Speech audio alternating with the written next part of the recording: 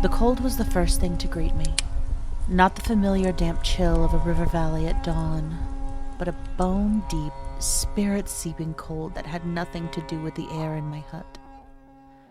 It was the same cold that had seized my heart in that dreadful dream, and it clung to me even now, hours after the images had faded. I pushed myself upright, the bearskin blanket slinking down from my shoulders to pool on the mattress. The hearth, a circle of stones in the center of the hut, still held a faint glow of embers, and the delicate smoke danced like spirits from it. In the quiet darkness, the scent of dried herbs and wood smoke was a comfort, a familiar shield against the strangeness of the night. But my mind refused to be soothed. My heart still hammered in my chest, a wild drumbeat echoing the rhythmic chant from the vision. The dream had been a maelstrom of confusion and terror. It began as many visions do, a swirling mist, a soft whisper of the gods. But then the mist had cleared, revealing a village I did not know, a sky I had never seen. The sun was pale, the trees bare, and the people were alien.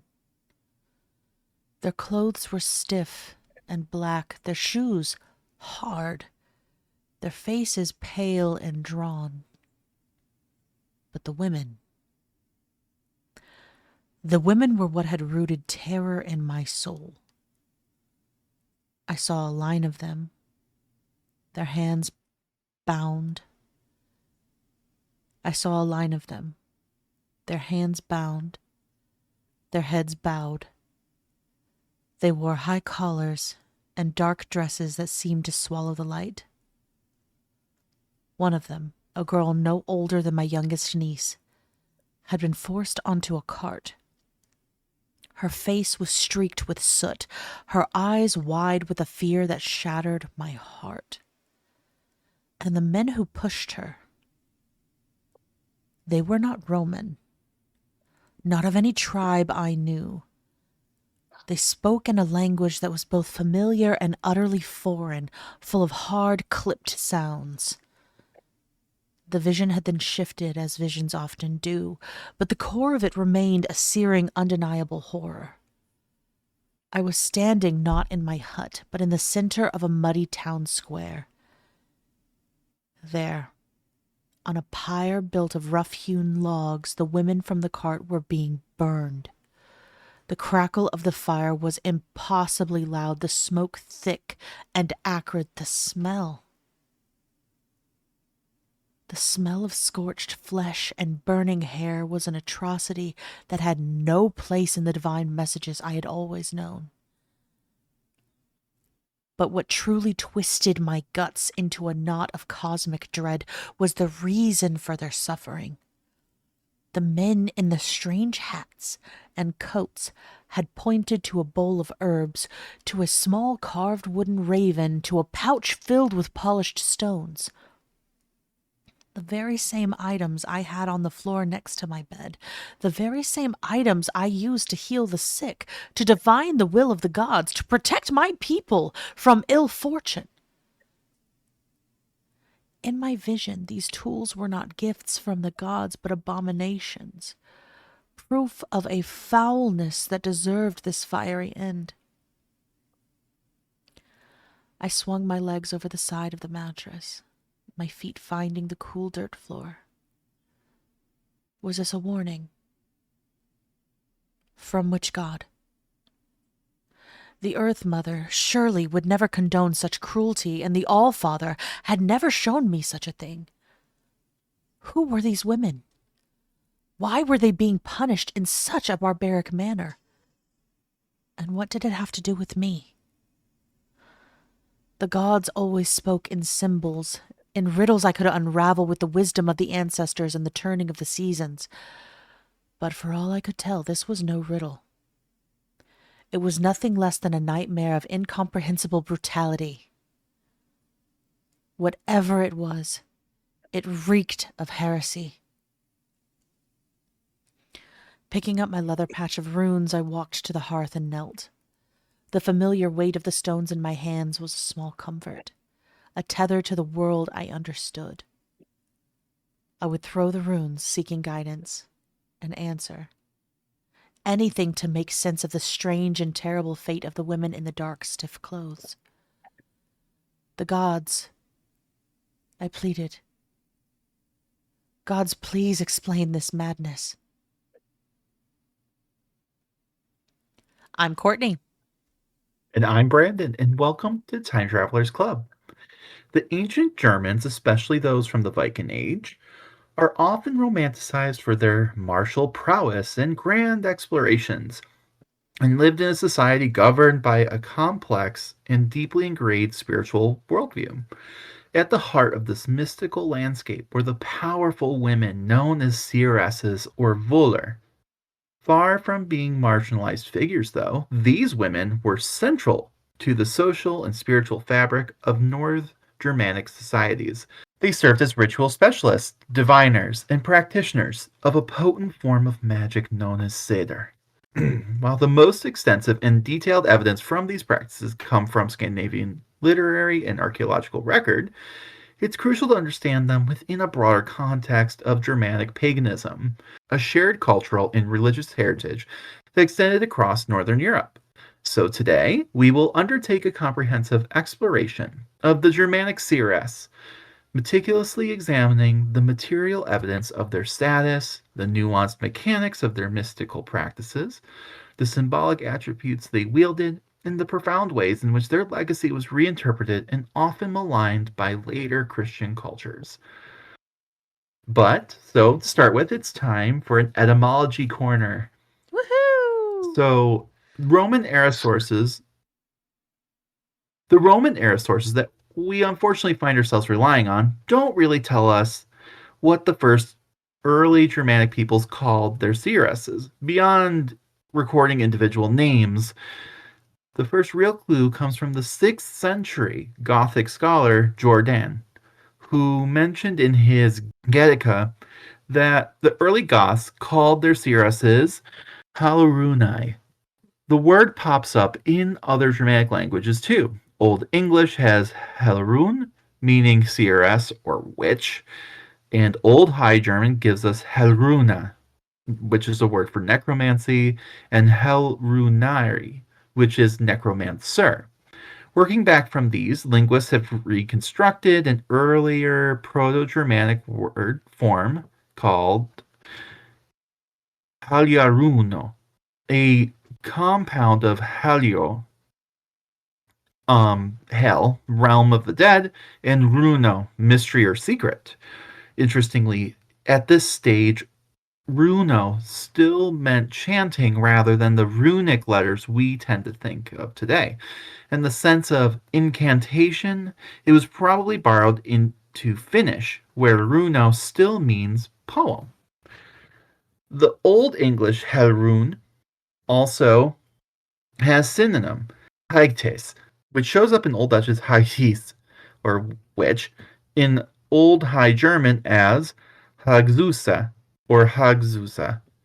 These West Germanic forms likely go back to a Proto-Germanic root as well, with originally positive connotations. These West Germanic forms likely go back to a Proto-Germanic root with originally positive connotations. Hajuj, which is also the ancestor word for Hager, skillful, and the Middle High German Behach, or of pleasure. Another theory, though, is that the first part of the word relates to the idea of a fence or enclosure. Think of the modern English word for hedge, which I guess I could see the hedge, hejaz, Yeah. hedge, which shares the same root. If that's the case, it would connect the term to Old Norse tunrita, and Old High German Zunreit, meaning something that, like fence rider. Oh, that's hot. That's hot. Indeed. This is more than just an etymological curiosity. Under Westrogothic law, it actually a punishable offense to accuse a woman of having ridden a fence gate in the form of a troll. One scholar, Cluj, reconstructed the Proto-Germanic form as pagatusio, where that second element, tusio, may have meant spirit. So again, like, I guess we could look at this as like almost like an in between, right? Yes. Liminal spaces. Yes. Correct. Very. Not like hitting the fence, like, nah. Like, No, it's a either border. of A fence is a border, and people yeah, see this, and we talk about this in spiritual circles all the time. Literally being the bridge between worlds. yeah. So like the lady of the in between, like riding the fence in a way, right? Exactly. One on one side, one foot on the other. So, looking at North Germanic sources, you might get the impression that there were only two distinct types of sorceresses because, well, the Victorians of it all, we have to categorize everything. But it's got to be one or the other, right? God forbid. Indeed. But one is the staff-bearing seeress, the vulva, and the woman known for performing the magic, the Seidgona. In practice, though, scholars have found very little to separate them. Shocker. Shocker. In sorry, I'm feeling very sassy. I don't know. It's like, wow, it's shocking that you could just do both things. I don't know. In practice, though, scholars have found little to separate them. If the distinction ever existed at all, probably didn't, and the two terms are used interchangeably throughout the sources, often referring to the same woman. The word vulva literally means staff bearer, and it's etymologically related to the names of several early Germanic seeresses, including Ghana, Gambra, and Volaberg, suggesting that the use of a wand or staff in divination carried on from the classical period right into the Viking Age. The name vulva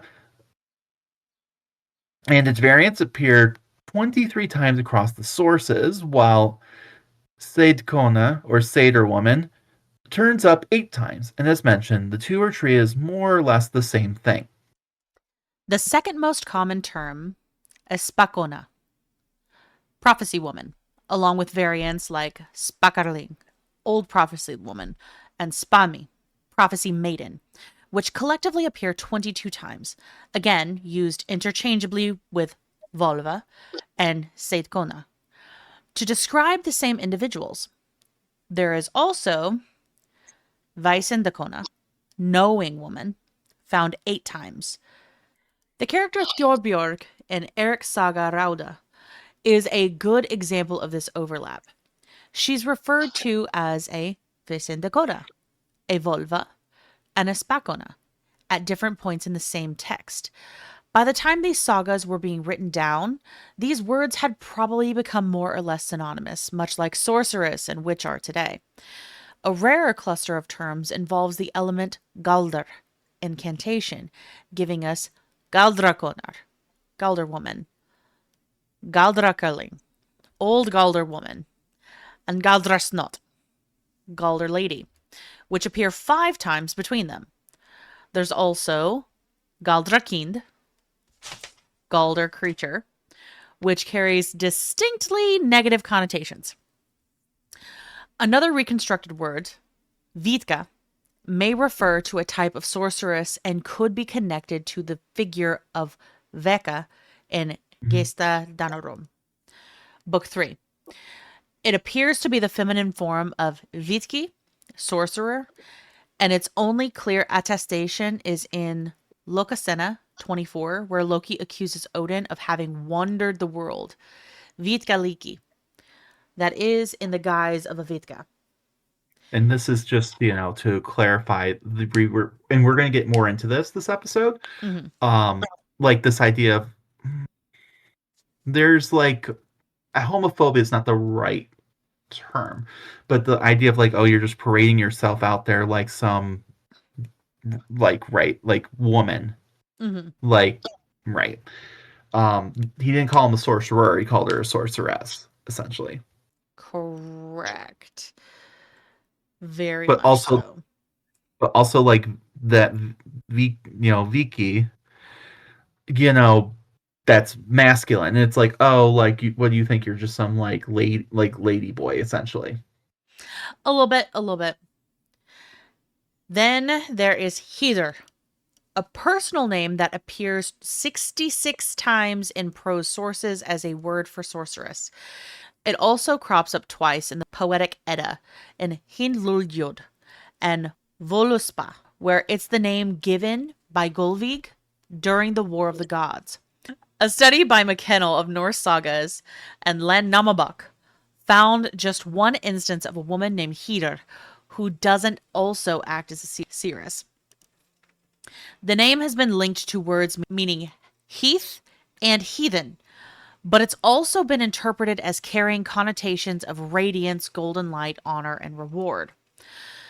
Finally, there are the purely negative terms. The ones translate roughly as witch in the most unflattering sense.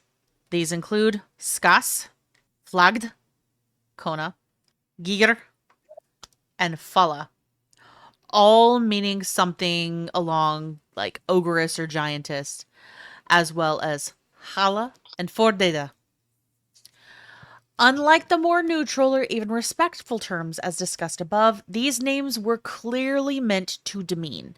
It's like calling somebody a badass and then calling somebody a bitch. Right. Well, I mean, to be fair, I call people bitch all the time, but like the connotation is different. It has inflection differences. I mean, I feel like we can really go like the full witch here and be like, okay, like a sorceress or like a cunning woman or healer versus a witch. Yeah. Right. I mean, like and I know people are reappropriating that term in a positive way and stuff like that. But even then, like when you hear the word witch, right, it's usually like, oh, like there's a little bit of a negative connotation to it, right? Well, that's because we Also, live in a mostly Christian society or a mostly built by Christian society that has decided to form the language to its own means. right, but that's the word, right? That they chose. Like, okay, like if this is a person who is a woman and practices magic, they are a witch. Even warlock doesn't really like he might be a mischievous guy, but like he doesn't really carry this. It doesn't carry that negative, like, oh, burn him at the stake kind of. So like we were talking earlier about like they had mentioned something along the lines, especially essentially of like the difference between like CRS and like witch. I would go farther, like for men, right? Use Merlin. Merlin's known as a sorcerer, a magician, a wizard. You're a wizard, Harry. Yeah. And like and even a warlock, right? A druid, right?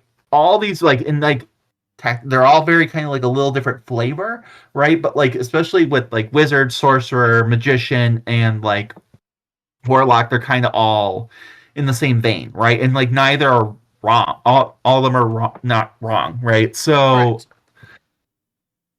in this sense, like there's not that same word for a dude as there is for a woman, right? Yeah. Warlock may be the closest, but even then, like necromancer, and even then, like Queen Elizabeth the First had a necromancer, so like, Yeah. Well, is it let's kind of go into that because realistically, necromancy is just discussing with the dead. It is not actually raising somebody from the dead. It is just talking to the dead. right? And like That's it. also like there's also this like necromancer too.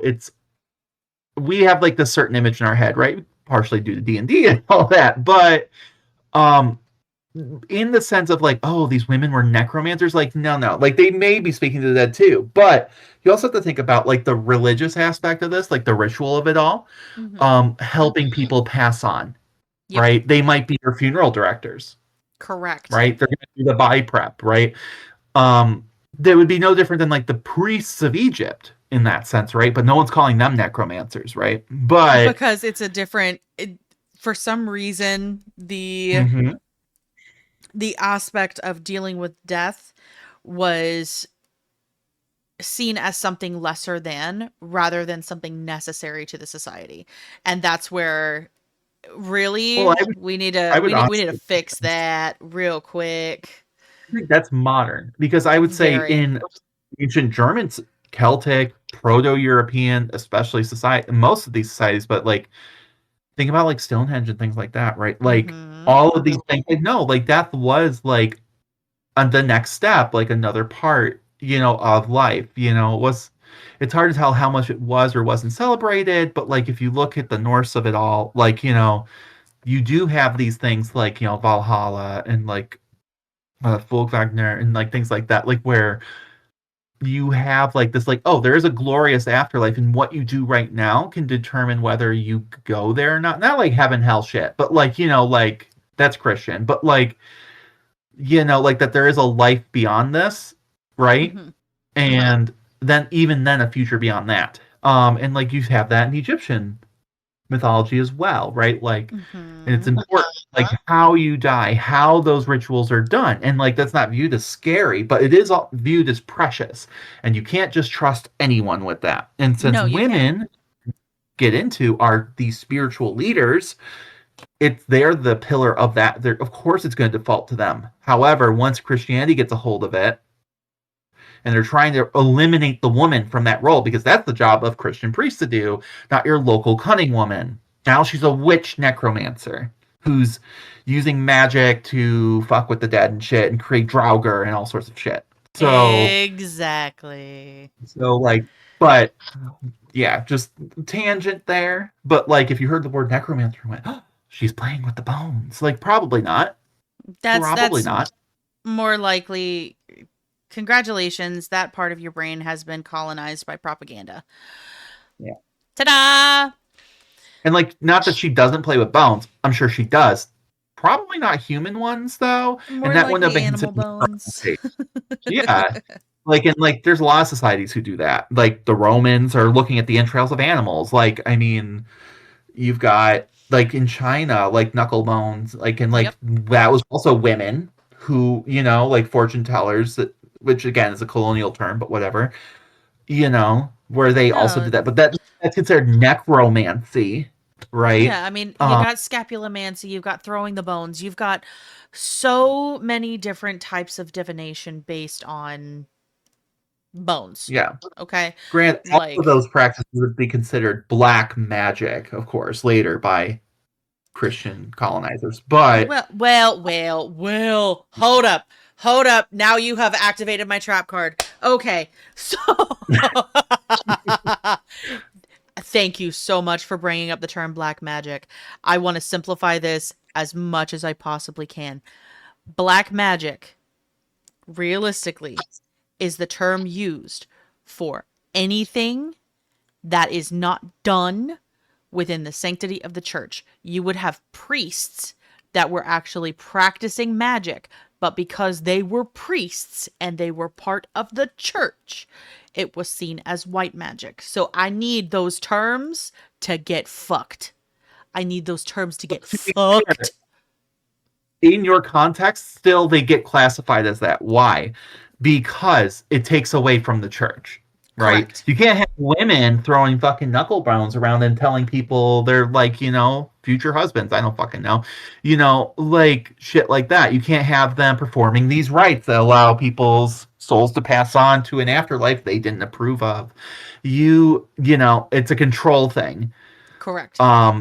And even like the sacrificing of animals being pagan, oh well we can't, again, same reasons, can't have that, but like those aren't considered necessarily necromancy specifically like people bones, people stuff. So was more my point of what I was getting to. But either way, like the term black magic, yes, is like this term of like, oh, anything that like Christian society in particular doesn't approve of, and like white magic kind of is a more later, newer age term, because that would Yes. just be like, oh, well, that's just that's the priests. That's like they're just doing their job. Like they didn't call it white magic. They called it black because it's like, oh, like dark stuff. But even then, that's black magic's also technically a modern term as Yes. well. So it's not even like they would just call it, like sorcery was the term that they usually used, for a while. But yeah, the point is that all this, right? Like we were like this wild tangent that we've gone on, right? Like this is just showing you where a lot of these modern words come from and how they would have addressed these women, right? Mm-hmm. And how like a lot of them did have honorable names and things like that. And it kind of gleans at kind of like what their jobs were. And then like some of these like ones later, of course, these slurs, those come later, right? Yes, they do. So All right. So we're going to reel it back in and we're going to look at the role of these women in society. So, as we discussed briefly in the Freyja episodes, the concept of fate sits at the very heart of Germanic literature and mythology, and the destinies of men are bound up with supernatural women and seeresses in a way that's hard to overstate. The seeresses weren't just respected, they were feared and revered by gods and mortals alike. Because from the Christian lens of it all, you have to also think these mhm. gods are not omnipotent. No gods are omnipotent. That is really reserved for the kind of gods that is very monotheist. And like I kind of like I don't want to say things indefinite, but I do always kind of give side eye to this. It seems a little weird that you have Sky Daddy Odin, right? Mm-hmm.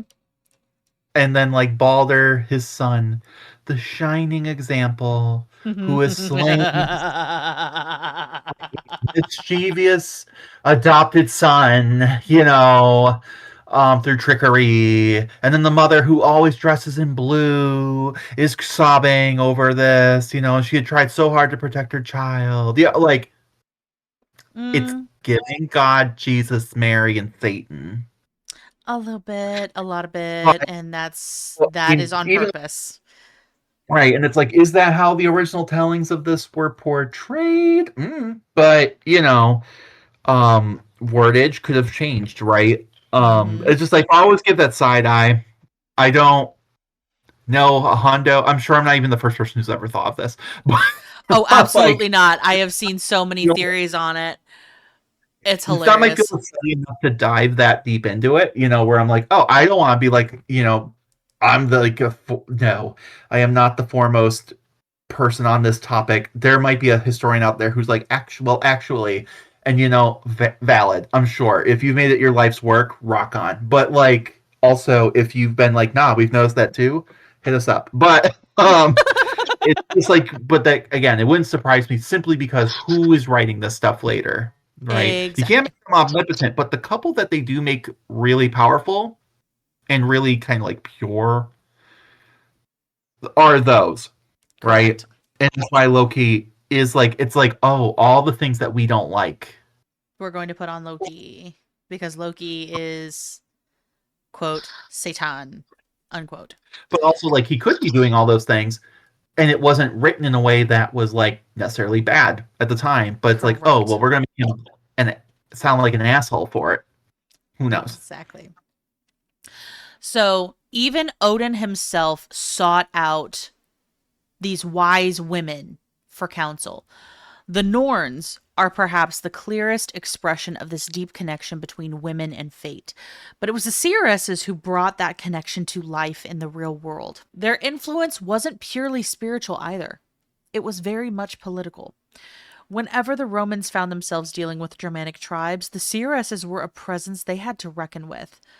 A striking example is Ghana, whose political standing was significant enough that she was brought to Rome alongside Macios, the king of her tribe, for a formal audience with the Emperor Domitian. The two were received with full honors before returning home, a remarkable testament to how seriously her role was taken, even by Rome. Yeah, because I mean, Rome misogynistic AF, as we learned with Cleopatra. For real, they don't, but they do respect. They're kind of like a God, like an animal in that sense. Like I Yeah. think they're animals, okay, but like yeah, it's just like one of those things. That's one language they understand. If they're like, oh, these people could whoop our ass, then they will stop being as misogynistic. At least For a and moment. to your face anyway. But they're also going to use that as a reason of why you are barbarians. But because but yeah. But yeah, I mean, we're also going to talk about an important CRS at some point down the line, and you're going to see this play out all over again, right? Um, because it's not an either or. The spiritual is what made her powerful. It is what made her influential. It is why these kings. Because like let's not sugarcoat anything. Like this was not a matriarchal society at all. Like women had their role, and men had theirs, and they. As we learn through Loki, and we're going to learn through Ergi and stuff, like they do not like them overlapping. But it was respected, right? Mm-hmm. And of course, they're going to take their person who they feel has a connection with their gods with them before they make any important decisions. So, with that, the Roman historian Tacitus, who unfortunately we have to rely a lot upon, unfortunately, I get but that. to be fair, there could have been worse men, but it's always going to have a lens, right? Because he's a Roman man who's wealthy. So Tacitus claims to have met the great seeress Ghana, and by the way, not Ghana like the country, like Ghana. This is Ganna.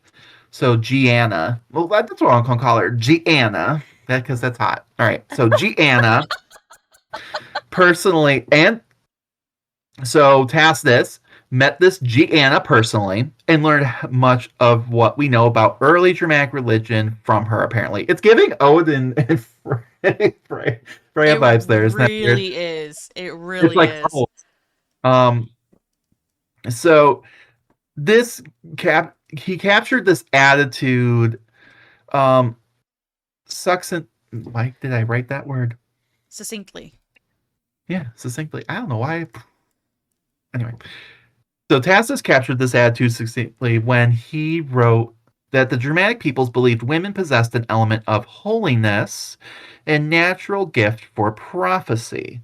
Another passage, this one, a statement from the Batavian tribe to the Romans, put it even more vividly. The Batavians are interesting too. I'm not getting into it. There's a whole thing with them. But they're given a choice of masters. They said they would sooner submit to the emperors of Rome than to the women of the Germanic peoples. It's a backhanded compliment, but it speaks volumes to the kind of authority these women were thought to hold, which, I mean, a little bit, but also they would rather submit to a man than a woman, God forbid. Anyway, that said, these weren't just ordinary women who happened to be respected. They held a distinct and recognized office within their societies. Both Markt and Sundqvist also noted, while Roman sources tended to call them priestesses, that label didn't quite fit in any strict sense. Nostro makes a similar point about the later Norse vulva. She didn't perform sacrifices per se, like in the Roman sense, right? Like I'm sure there were sacrifices made, but like that's not like the only thing she's doing. And it's not like quite the same. But her roles as prophetess and sorceress were still central to the spiritual life of her community. Price draws on Catherine Morris's definition to capture what actually looked like in practice. A vulva's magic was hands-on and immediate, concerned with changing the weather, casting spells, and exerting control over the world around her. Mm-hmm. So, the earliest written, which, I mean, that's crazy though. Like, I mean, I feel like like if you're just bullshitting it, you would have gotten caught real quick, right? Like, Yep. so like it speaks that like they're able to, whether they're understanding the smell of petrichor means like a sign that rain's coming, and then they're like, right, and it's like, oh, these are all and like, and I don't think of it as like a charlatan way, because that would be a Christian lens of it all, but like they're interpreting these things and they're calling that magic, right? Mm-hmm. And because they're just trained to understand and look for these signs and stuff that are naturally occurring in the world, they're able to get a more accurate, like, oh, and to someone who doesn't know shit, they're like, oh man, she knew it was going to rain. Like, she predicted that. And she goes, yes, yes, I did, because I know the science and what to look for. Exactly. Ta-da. It's Like, to here me, is no, something that I will always hold true. Magic is a science that science doesn't understand yet. We don't have right. language for it. And I just like think that, like, in that sense, like, there's always this, like, I remember reading that and I'm like, wow, like, and like, you would not have religion that continues right up into the medieval era with like the Vikings and shit Mm-hmm. if like it was a bunch of bullshit, right? And just a bunch of like I'm thinking, like, late 90s, early 2000s, Prince of Egypt, where they have like the like, very Christian movie, right? Mm-hmm. Where they have like the priests come in and they're like, oh, don't follow God. Like, look at our magic. And it's, of course, the audience knows, oh, they're just bullshitting it. Like, they're just magicians and they're just like bullshitting. And Mm-hmm. it's not like the real magic of God. And you're like, okay. Like, that's the lens that a lot of the time these women and people are painted as. But if that's all it was, it wouldn't last thousands of years. There's more to it. That's what I'm saying. Don't let and Correct. get to you. Um, and even if nothing else, it was a placebo effect in some cases or whatever. Like, we're learning placebo effect does not mean nothing. So, getting it back, reeling it back in. The earliest written accounts of dramatic seeresses come, of course, from those Romans, because they're the ones who write things down. So just like ancient societies, listen up, write your shit down, please. Like, I get it. I'm not trying to force that on y'all. Like, I don't think a culture is a bad culture because they don't have written language. But if you don't have one, you have like these assholes, okay, who just get to fucking write your story.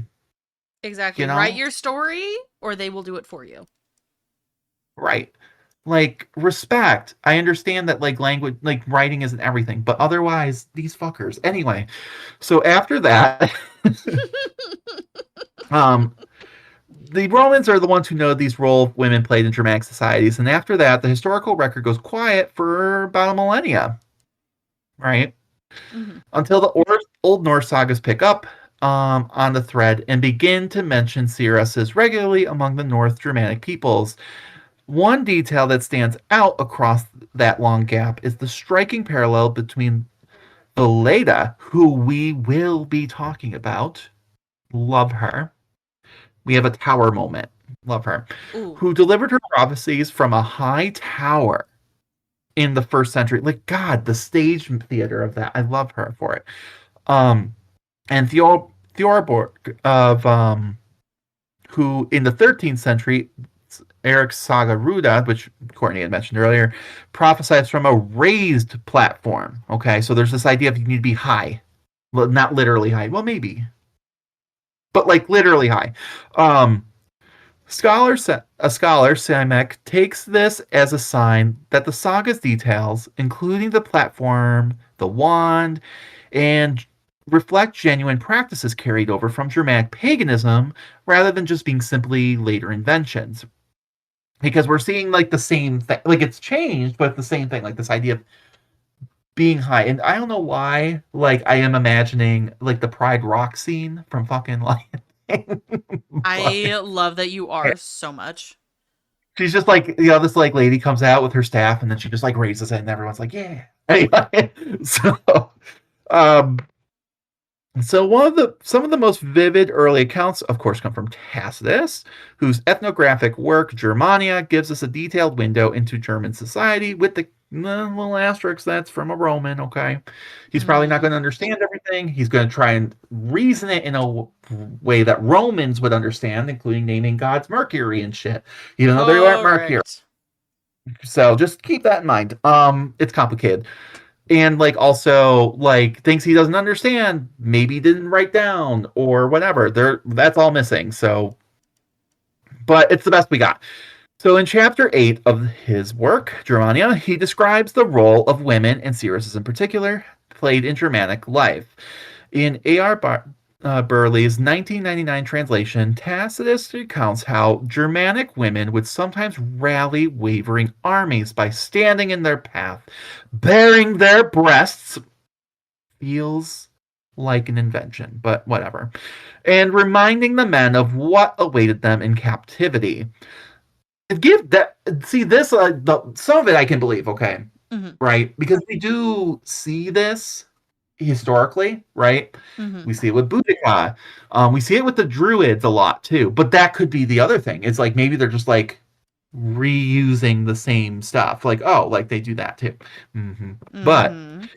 also these cultures did overlap. So like it could be true, right? But in either case, the fate of all of this idea of them being in captivity, which now I don't blame from this, was a fate that the men apparently feared more on their women's behalf than their own, which is kind of nice. They're like, look, I don't want to be a slave, but if my lady folk get taken as a slave, it could be like way worse for them. you know, Correct. like, like at least even if the I mean, it's a small chance, but if the men got to be a gladiator, they could, in theory, earn their freedom. The women have no such hope. They have a life at best of just being like a cleaning maid or some shit. And always the subject of sexual assault, period. Right? Correct. Well, that could literally be their job to be continuously sexually assaulted by fat, gross old men, because I'm sure they were. Okay. And it doesn't matter if Mm-hmm. they're not, at the point that's non consensual, and that's literally your job until they kill you. The end. Um, That. and especially where they do have a society where women are respected, right? Women have, and we're gonna go into this next episode, like why that's the case. Like that would be bad, right? Mm-hmm. Um, so which is good for them. I'm glad that they're thinking of that. Um, which is sad that was such a noteworthy thing for Tacitus to write down. They're like they care about their women. Anyway, like,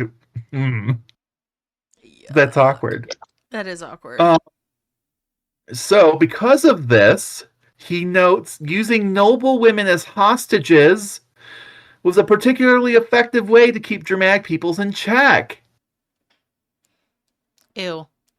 There, Ew. the Roman roads, guys, like everyone's like, oh, like man, like I wish we could be like the Romans, or I literally No.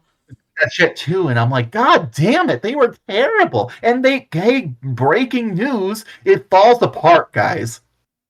They're not like here anymore. For a reason. Like, right. Whether you make the argument that they've evolved and changed, blah, blah, blah, blah, blah, or that they were destroyed, like, doesn't matter. They're not here, right? So stop fucking idealizing them.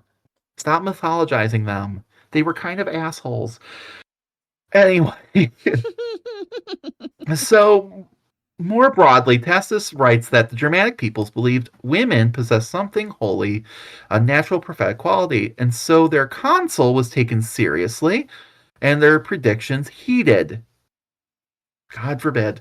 He sorry, it's just he singles out Veleda as someone who, during the reign of Vespasian, was regarded by many as a divine being, which he might be interpreting that wrong, right? Maybe they don't actually view her as divine, but they respected her enough. They're like, oh, well, they must think she's divine because we would just slap that bitch around and lock her in a fucking wall if she fucked anybody. That's a reference to the Vestal Virgins. Anyway, and notes that Correct. earlier figures like Albruna may have been similarly revered, not through flattery or a desire to manufacture a goddess, but out of genuine belief. Writing around the same time, the Greek geographer and historian Strabo gives us a remarkably vivid account of the Cimbri, a Germanic people. In his Encyclopedia Geographica, in Horace Leonard Jones's 1924 translation, Strabo describes how the Cimbri's wives would travel on military campaigns accompanied by seeress priestesses, gray-haired women dressed in white, wearing flaxen cloaks, bronze girdles, and going barefoot. Their role in the camp was a grim one. Armed with swords, they would meet prisoners of war, crown them with wreaths, and lead them to a large bronze vessel. The priestesses would mount a raised platform, lean over the vessel, and cut each prisoner's throat as he was lifted up. From the blood that collected below, some of the priestesses would draw prophecies, while others examined the entrails of the bodies for signs of victory. During battle, these same women would beat on animal hides stretched over the wicker frames of wagons, producing what Strabo describes as an unearthly noise. So they were Let's they were pause. Let's doing fucking they were looking at the internal organs. Here's the thing. Here's the thing. This kind of prophesying and divination is accurate, and I'll tell you why. And it's based in science, not based in mysticism. Because I'll let you go through this, okay, but then I also have a comment to kind of counter you, but go for it. glorious. So when we are looking at internal organs, we are looking at the health of the being that has been slaughtered, right? We can see signs of disease. We can see whether they are being fed properly. We can see the kind of nutrition that they have and the kind of strength that they have. So even though it seems very woo-woo, it is just like an autopsy in that realistically, if you take a member of the herd, and I hate putting that on there, that was captured and slice them open and look at his guts, you can probably accurately state what the health of the rest of them are. So this is my counterpoint. Okay. Some of this reads as, okay, maybe authentic. Like the platform thing we already discussed, like that tends to be a thing. So there's a lot of things here, though, that read as propaganda. Okay? The big one for me being the entrails, because that is a very Roman thing to do. And for Romans, they only did that to animals. So for you to take our proud men and treat them like animals, right?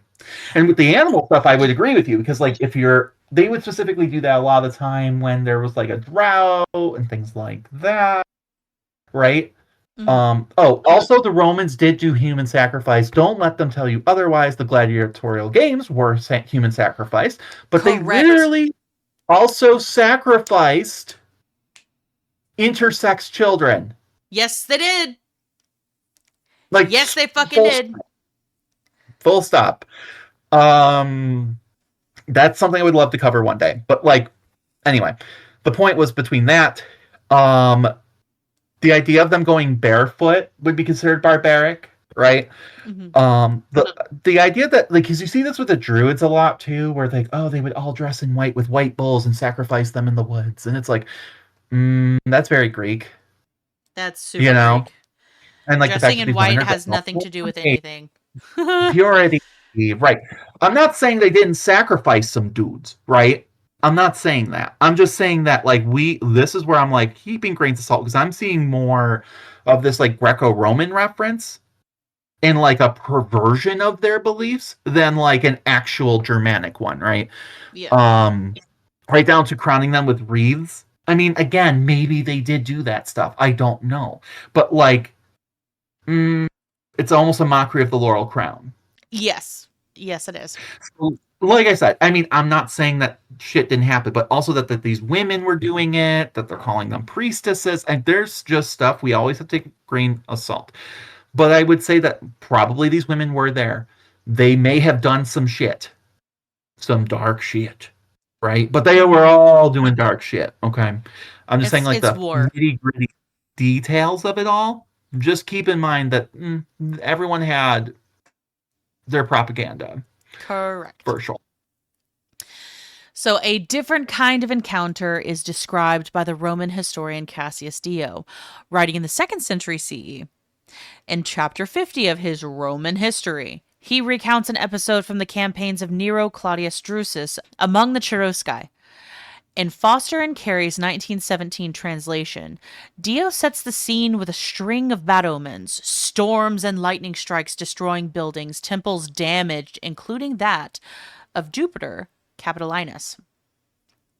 Drusus pressed on regardless, pushing deep into Germanic territory, fighting his way through the lands of the Chatae and the Suebi, and eventually crossing the Visurgis River into Cherusci territory, advancing as far as the Albis, a great river rising out of the Vandalic Mountains and flowing into the Northern Ocean, while plundering everything in his path.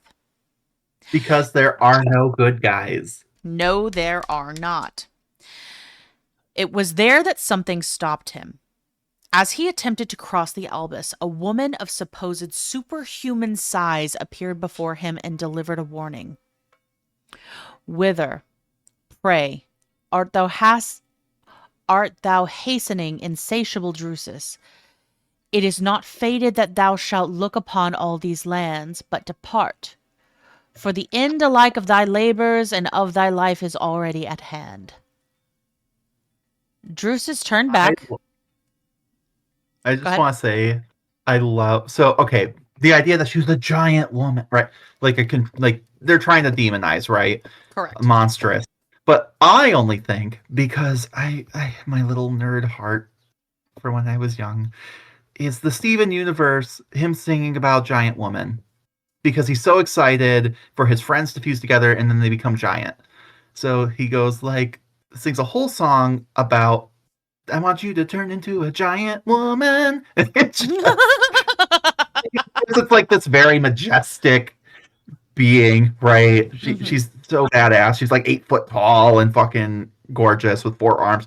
But it's like, that's the image I have, is just like these Romans like coming up and there's a giant woman. She's gonna fight crime. She's gonna fight crime.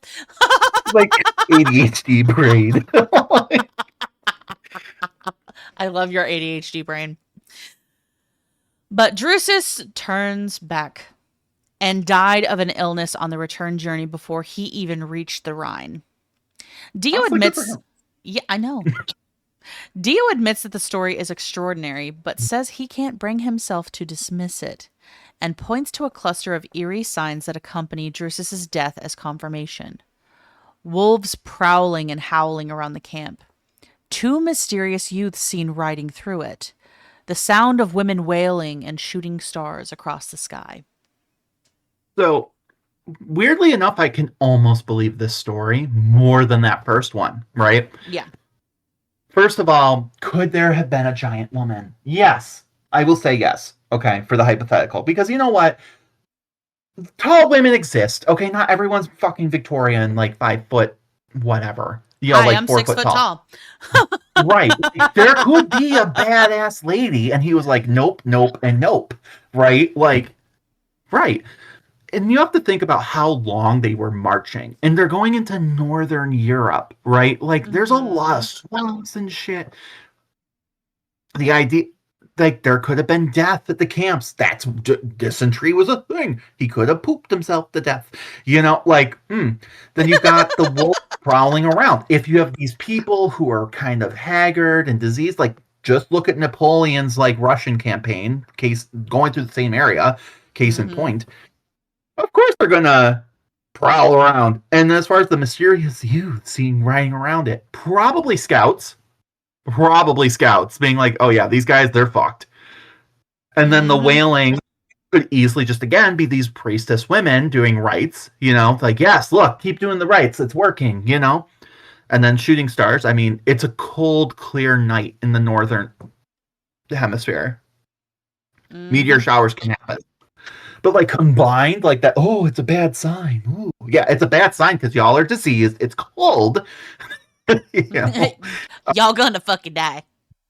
Yeah. And, like, you know, also could be all reasons when they were like, ooh, we need to start turning back, and we need to give them a good reason on why we turned back. You know, like, giant lady. Like, combine all this shit. But, yeah, like, I love this idea of a giant woman. And she shows up, and she's just, like, standing there. Alone. And he goes, nope. Absolutely the fuck not. And then, you know, later that night he just diarrheas himself to death. I love that for him. But But like, I had honestly in this story, I see more truth to it, right? Yeah. Um, yes, other than the maybe her being so tall, because that could just be propaganda, but like for the sake of the vibe, I'm gonna let go because there are tall women. I'm so tired of like that being like, oh, Boudica couldn't have been tall and red haired because, and like to be fair, yes, the Romans did that. They made them tall gingers, and that was supposed to be scary, But like there were tall ladies. Like it's okay. I don't think all of them were. Like, because statistically that's kind of crazy. But like every enemy that Rome faces is a tall redhead lady. But like, you know, like, Yeah, that's I'm a little sure wild. some were. So I'll let for this headcanon, this will be one of them. Good for her. Wish we had a name for her. All right. So that being said, these texts are painting a picture of ritual specialists who traveled from battlefields to settlement, and they would offer their services for payment. We will discuss, there's an archaeological aspect to all of this. I really want to dive into it, but this is already going to be a really long episode. And because I have plans for Pride Month, I don't want to keep splitting episodes, right? I don't want this to become like season one. So I'm like, that we will cover as a Patreon episode, where we can just kind of more casually talk about these things. Um, but that being said, there is so much archaeology that's backing this now versus just texts, and I love that, right? And some of it's verifying some of the texts, and other ones contradict. So tune into Patreon. I would like to try and get something like that recorded in the next couple weeks. So, as we covered with Freyja, their primary practice, the vulva, it's called Seder. And this is in an oversimplification. It is often described as a form of shamanistic magic performed from special platform called Sidyalar. So to start with, and again, there's a whole shamanistic magic that's probably going to be included in that because, like, God, that is so much to unpack. But loosely, maybe we could call it a form of that, right? So to start with, if we want to understand the spiritual life of the ancient Germanic people, we really can't do it without getting to grips with Seder. We've been talking a lot about Seder for like a month now, right? But what is it? Like what specifically is it? What are they doing, right? This is where we're getting into it now. It's one of those words that resists easy translation. In another little etymology moment, it gets rendered as magic or sorcery in modern texts, but neither of those quite capture what it meant, right, to the people. Okay. Sorry, my thing bounced.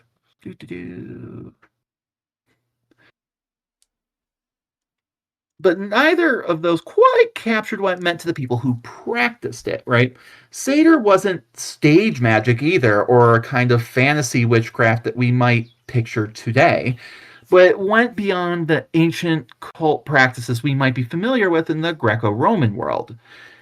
It was something far more serious, a practice that sat at the intersection of prophecy, fate manipulation, and what we might now call, and again tentatively, right, because there's debate on that, but like shamanic like trance.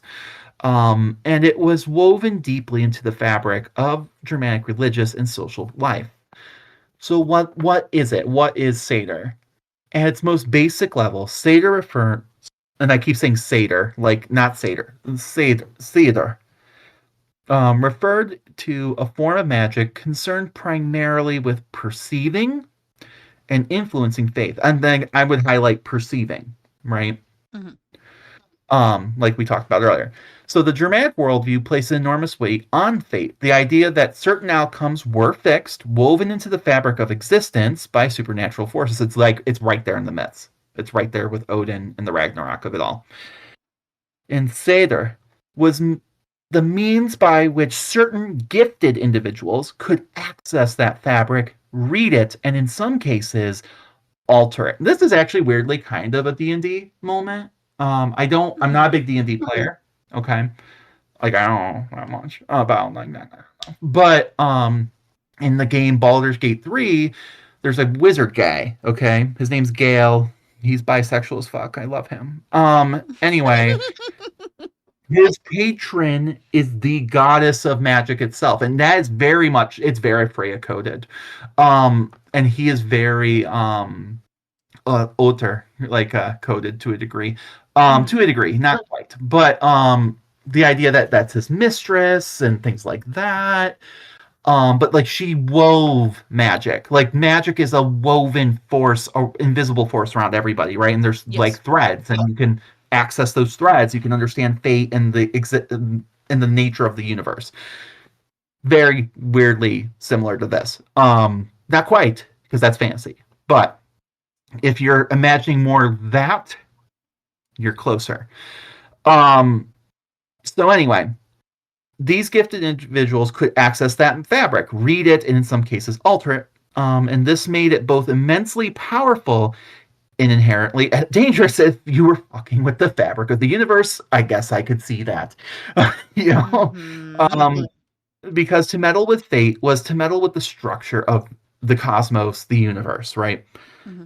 The practice seems to have involved altered states of consciences.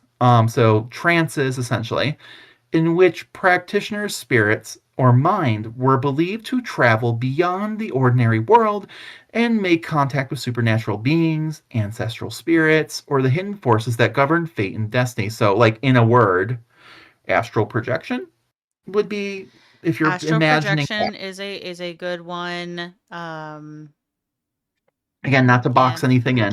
I'm just for some people who need like the visual and, Mm-hmm. and need like, oh, okay, I understand that. There you go. In Norse sources, which give us the most detailed surviving descriptions, this trance state is closely associated with the vulva or seeress, who would enter it in ritual context, usually in response to a specific question or need. This is interesting to me, and like I'm sorry to deviate again. I love the Assassin's Creed games because of course it's history inspired. That's what we're going to call it. It's not history, right? But I love Correct. like, oh, like they picked up on that detail. Every once in a while they'll do it, and I'm like, yay. And so in Valhalla, there are some problems with some of that, but I do remember, and I'm now going to go like have to go back and like actually check this out. There's like a whole side thing where there's like some of this going on, where like he is projecting himself essentially in the past, but like past life as like a god, right, amongst the gods in this like space, and with the help of a vulva, who's helping him with this like, and now I want to go back and like how accurate did they make this like this vibe. Mm-hmm. Anyway, so with that being said, but it's important to note that by the time these sources were written down, and we're going to keep saying it, right, we're already looking at tradition that had developed over many centuries, and that the early Germanic versions may have differed in important ways, and the Christian lens of it all, right? Mm-hmm. So the word Seder itself is thought to derive from the Proto-Germanic root connected to the idea of binding or ensnaring, which tells us something important about how the practice was conceptualized. Seder didn't just passively see fate, it actively worked on it, binding outcomes, ensnaring enemies, loosening what was tight and tightening what was loose. It was inherently a manipulative magic, that not manipulative like as in being a manipulating person, but like Mm-hmm. manipulating the magic, right? Tactile. Mm-hmm. In the most literal sense of the word. So And I work. I want to highlight something real quick. The Mm-hmm. Norns, they are the Mm-hmm. weavers, right? Mm-hmm. When you are weaving, when you are literally entwining, ensnaring, binding threads together, Mm-hmm. you're making something, right? Mm-hmm. This is very that. You have to see We're all gonna of this in terms of like a tapestry of life. and see now. I believe this is also appears in Assassin's Creed Valhalla, like in that like side arc. Mm-hmm. And I kind of want to do this like as a Patreon thing now, where you and I like go in there, and we're gonna play that, and be like, how accurate was this? Just not like the whole game, because that would be forever. But like these like certain parts, like where it involves this kind of shit, we're like, okay, let's dive in, let's figure this shit out, and like just have like comments. Like I want to do that Absolutely. now. But I am absolutely here for it. So the big question is, what could cedar actually do? The range of things cedar was believed to accomplish was remarkably broad. On the more benign end, a skilled practitioner could perform acts of divination, seeing the future, locating missing people or animals, identifying the cause of illness, or determining whether a voyage or harvest would go well. These are practical concerns for communities whose survival depend heavily on weather, crops, and the outcomes of conflict. And a reliable seeress was therefore an enormously valuable member of society. But cedar could also be used offensively. A cedar worker could curse enemies, bring sickness down on a person or household, cause madness, or strip a man of his luck. And luck, in the Germanic worldview, was not just a nice to have, but a vital spiritual quality that affected everything from personal successes to the welfare of an entire family or clan. To have your luck drained away by a skilled practitioner was a genuine catastrophe, not merely superstition. And, okay, like, I have to pause. I know you are on the skeptical side of all of this, right? I mean, skeptical is a harsh term, but sure. I always just view everything. Skeptical makes it sound As like you should. I don't know, an As you asshole. should. But like, I always like I have to hear everything out before I Perfect. make decisions. That's it. Perfect. You know that I have done work in this field. Mm-hmm. I have been paid to do work in this field. This is exactly what I have done, and I can tell you how I see things. When I actually go to read people and read futures and things like this, I can tell you it is like tree roots. Your future is like a tree root.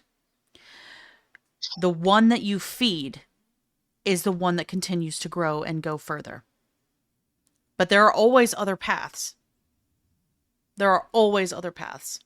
If you want to choose to see it like highways, like a tangle of highways, you can do that too. Mm-hmm. The one that you actually actively turn on is the one that you feed. But right. that is quite literally the visual that I get in my mind every time I am reading for somebody. So this is describing what I already do. So it's not crazy. It does still occur. It just has different names now. Because time. So now I am not a physicist, okay? Mm-hmm. But it makes me wonder a little bit. So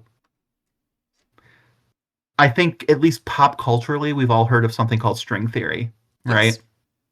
So like, and again, I have a feeling that this is not only an oversimplification, but like a misunderstanding of it all. Because just me a minute ago, like, kind of like, okay, is this like the same thing?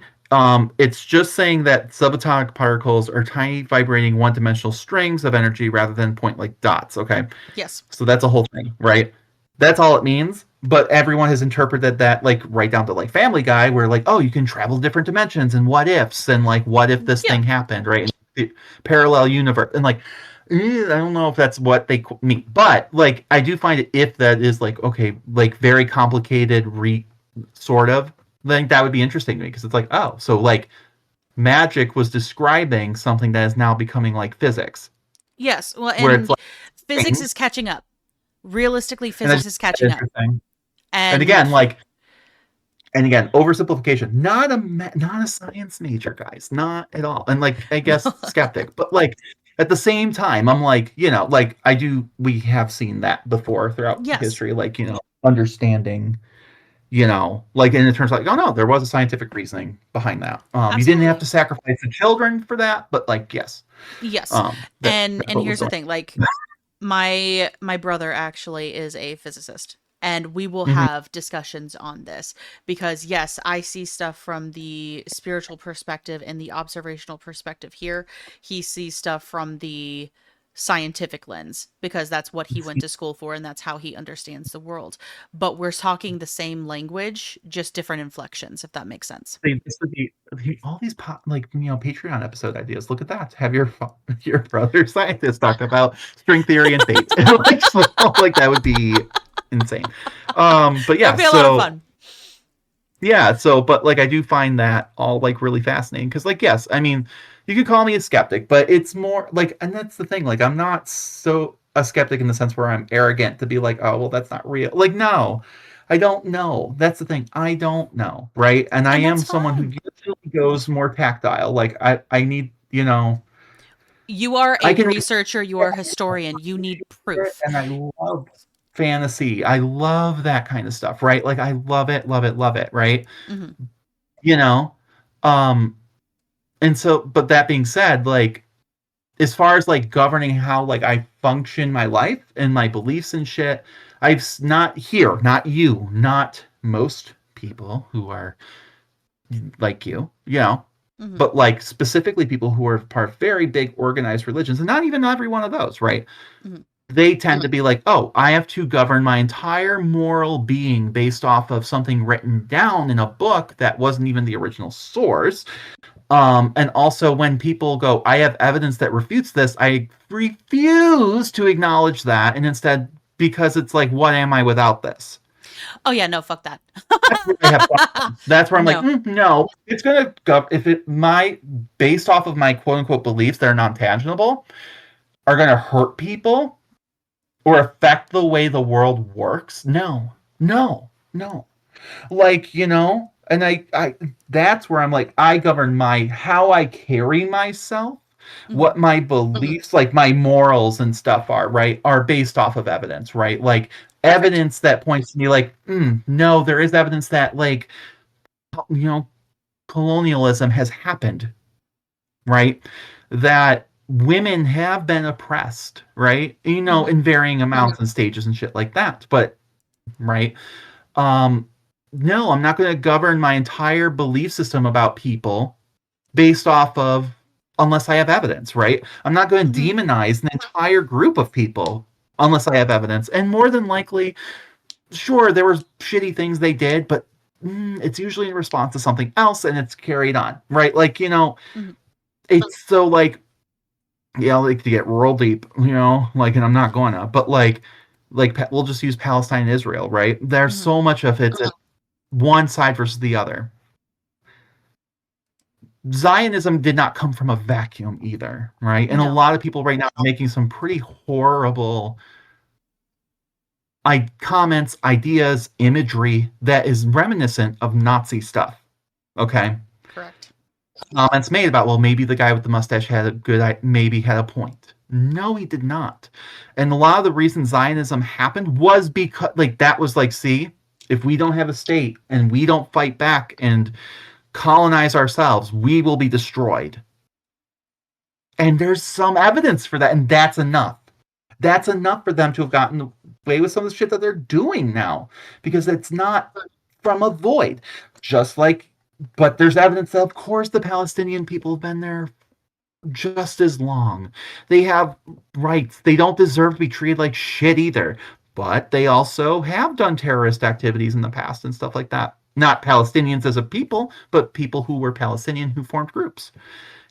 And so is what Israel doing right now as a form of state-sponsored terror. Like it is, all that is true, but it did not. It's not all Israel people in Israel deserve to die. All Jews don't deserve to die. That's horrible. No one deserves to die like that.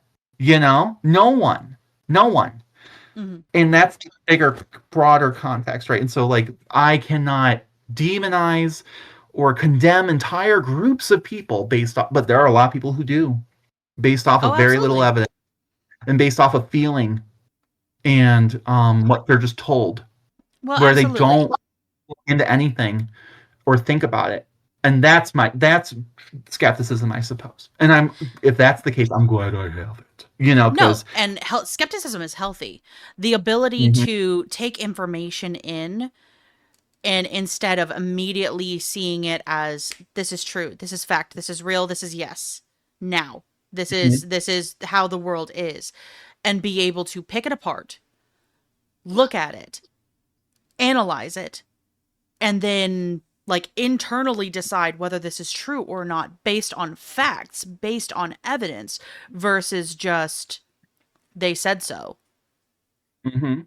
That's a sign of intelligence. When And that's not people me being are when people are new. literally taking things as just fact based on somebody else's opinion, Mhm. unfortunately that is a sign of lack of intelligence. Or just forming entire opinions and beliefs off of like vibes, you Yeah. know? There is a time and place, like, yes, I have an instinct, and usually, again, like we talked about with Seder, like there's like it's like subconscious and you don't even realize it. It's like you're picking up Mhm. on like actual environmental stuff. Correct. But like with that being said, like it's this is not me being like, oh, I don't pick sides. No, I mean, I as of right now, I absolutely pick a side. Like, no, you do not deserve to colonize, kill, and wipe out an entire group of people, especially since y'all should really know how that feels. That's fucked, bro. You know, like, Correct. but that being said, I don't think every Israeli person is like on board with that, let alone every Jewish person. It's crazy. That was Correct. American person's a MAGA, and we're not. You know, not at all. You know, so it's like, yeah. I feel like there's nothing wrong. I would argue it's not even that I'm skeptical. I just critically think. That's it. And that Um, is the beautiful difference. and I think that if anything, like I'm respectful of like say Seder, for example, like where I'm like this okay, like I could see where this is a thing. Rather than just Mhm. be dismissive of it, I am like, no, like maybe there is something to it. And they're just again, it could be like the intuition and like this like intuitive, like you're understanding you're more sensitive to all these different things going on around you in your environment, Mhm. right? Which because it's so complicated to wrap our heads around, it's just easier to be like, it was intuition. It was a feeling, right? But there was more to it that you were picking up on, whether it was body language, whether it was in the case of like weather, like The petrichor, you like smelled petrichor, something. Mhm. right? And it's like you don't. There's just like there's like a certain vibe, like a hate, like you don't know, you Yeah, can't even really describe it, but you're sensitive to it, and like that's all valid, like and absolutely. can be backed by science. So it's like, and that's fine, so I don't think it's just nothing. And to be like, oh well, there's a scientific reasoning, I'm not being like that either. I think that does a lot to demean a lot of these things. But at that same point though, like I think that there's more of a blending than people realize with like this Correct. concept of magic and science. And there was a point in history too where magic and science were considered the same thing, Yes, they and were.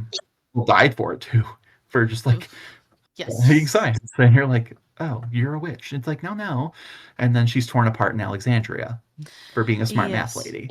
Which we really need to cover her so badly. We really do. But But bringing it the back, Seder, back to Seder. There were also forms of Seder associated with the control of animals and weather, bringing fish to nets, calling winds, or calming them, turning wild creatures against enemies.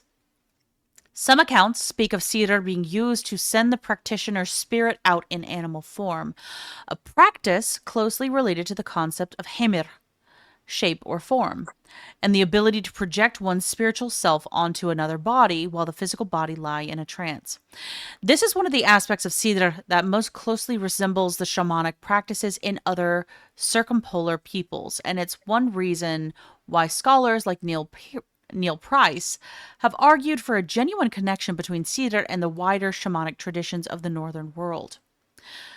More dramatically, some sources describe Sidr as being used to raise the dead, or at least to compel the spirits of the dead to speak, which we were talking about with necromancy, a practice Mhm. sometimes called utisita, sitting out, in which the practitioner would spend the night alone on a burial mound or at a crossroads, communing with what lie beneath. The boundary between the living and the dead was genuinely permeable in the Germanic imagination, and Sidr was one of the tools that allowed certain people to cross it. and I would find that interesting, the crossroads thing. Is that just the Christian lens of it all, like lumping Hecate? Or is it, No, again, it could just be that no, like people came to similar conclusions because it's like, oh, it's a crossroads, like liminal space. Like, I mean, it could just be as correct. simple as that. It is But as simple as that, and I'm gonna state that as fact from my own practices and my own research in that yes, the Christian lens took a lot of things. I see the Bible and biblical perspective more as a jumbling of other people's faith. It's very much like English, in that English likes to steal language from other languages and then, like fuck it up. well, even Christianity does the same damn thing. English too is complicated in that sense too. Just fun facts. Yes. Most of like what we have in English, right? Like up until like the colonial era, specifically the Victorian colonial era, right? A lot of those words weren't things that they chose to keep. Those were because they were invaded, right? Yes. Um, because the original language, of course, being some form of Celtic language, right? Hmm. Um, then you had, and that's not including the previous people who we have no record on because the Celts themselves were actually an invading force from the prehistoric era. But then you have the Romans, right? So then you're being forced to learn Latin. So you're Hmm. going to include Latin in your everyday vernacular after 100 or 200 years of that, especially amongst the noble people. Then you had the Anglo, quote unquote, Anglo Saxons, just different Germanic tribes, including Saxons, the Angles, the Jutes, all this, right? So they're bringing now their Germanic language. And so depending on where you are, now that's also being blended in, right? And then you have the Vikings of it all. So now you got fast forward few more hundred years again, and now it's the Vikings who are bringing Scandi, which is another Germanic language, but Scandinavian versions of those languages now, right? Who have evolved separately. Then you've got the Normans who are very French. So like you've got that. So like words like beef, right, versus cow, right? Beef, boeuf. That's French for beef. Same word, Hmm. right? Versus cow is not that. That is not the French word at all. I don't know it off the top of my head. I just know it's definitely not that. Even like chicken, right? Versus poultry, poule, right? Hmm. Versus cock, right? Um, which we do have cock, but that's beside the point. The point was just that the point is that like the finished product, the food that was served to the nobles is French. The raw material, the cow, the animal, not so much because why would the nobles care to know what that's called? Right? But Correct. for the peasants, they do have to know what that finished product is called because that's what they're serving up. So they have to use the vernacular that the nobles are used to using. So that becomes blended in. And language is crazy. And English is complicated because it's following so many different rules.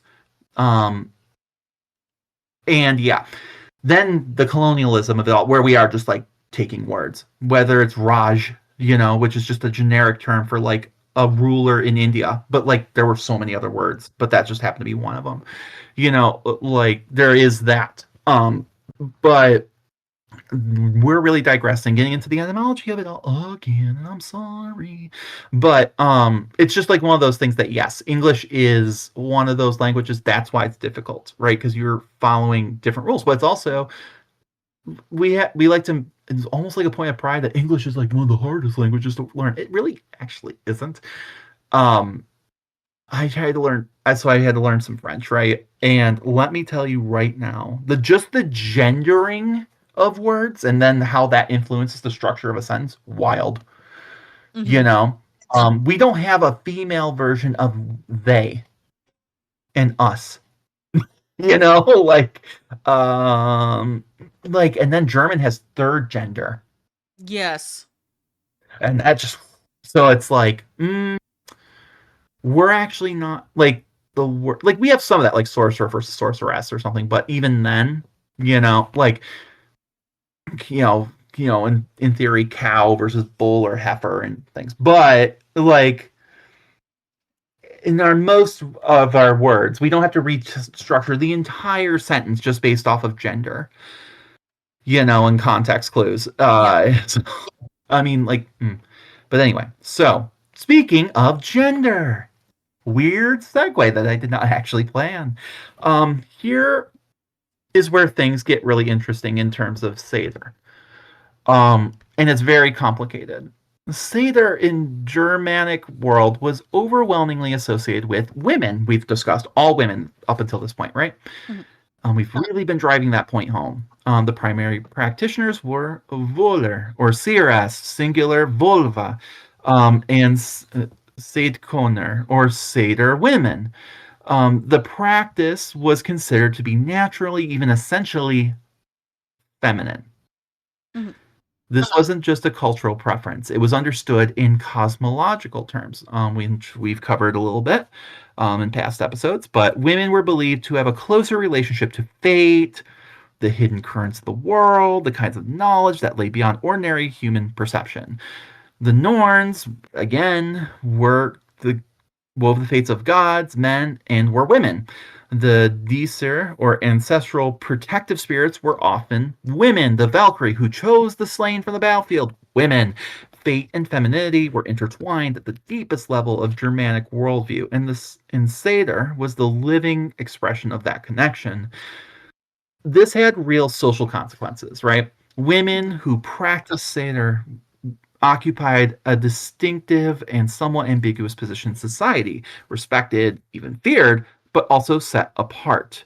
The traveling vulva, described in sagas, moved through communities as a kind of honored guest, treated with deference and given the best seat at the feast. But she is also clearly other, not quite of the community she visits, bound by different rules, inhabiting a different kind of social space. There's something in these accounts that genuinely feels uncanny, as if the seeress exists slightly outside normal social order, precisely because of her access to hidden knowledge in places um, beyond it. So the other thing too is we're going to get into this more next episode with the role of women in Germanic society. But most women were very much tied down, right? Mhm. Like this is the exception. These women are remarkably mobile, right? That they can just go wherever the fuck they want. It's expected, right? Um, they're not tied to a hearth. They're not tied to a home, or a place. Never expected to leave. Like that. That's quite the opposite. And honestly, they're more mobile than most men. And you just don't see this in ancient societies, really at all. Period. Mhm. Mhm. Not at all. Like when we were talking about the Greeks and the Romans, did not at all. The Vestal virgins can never leave. Like period.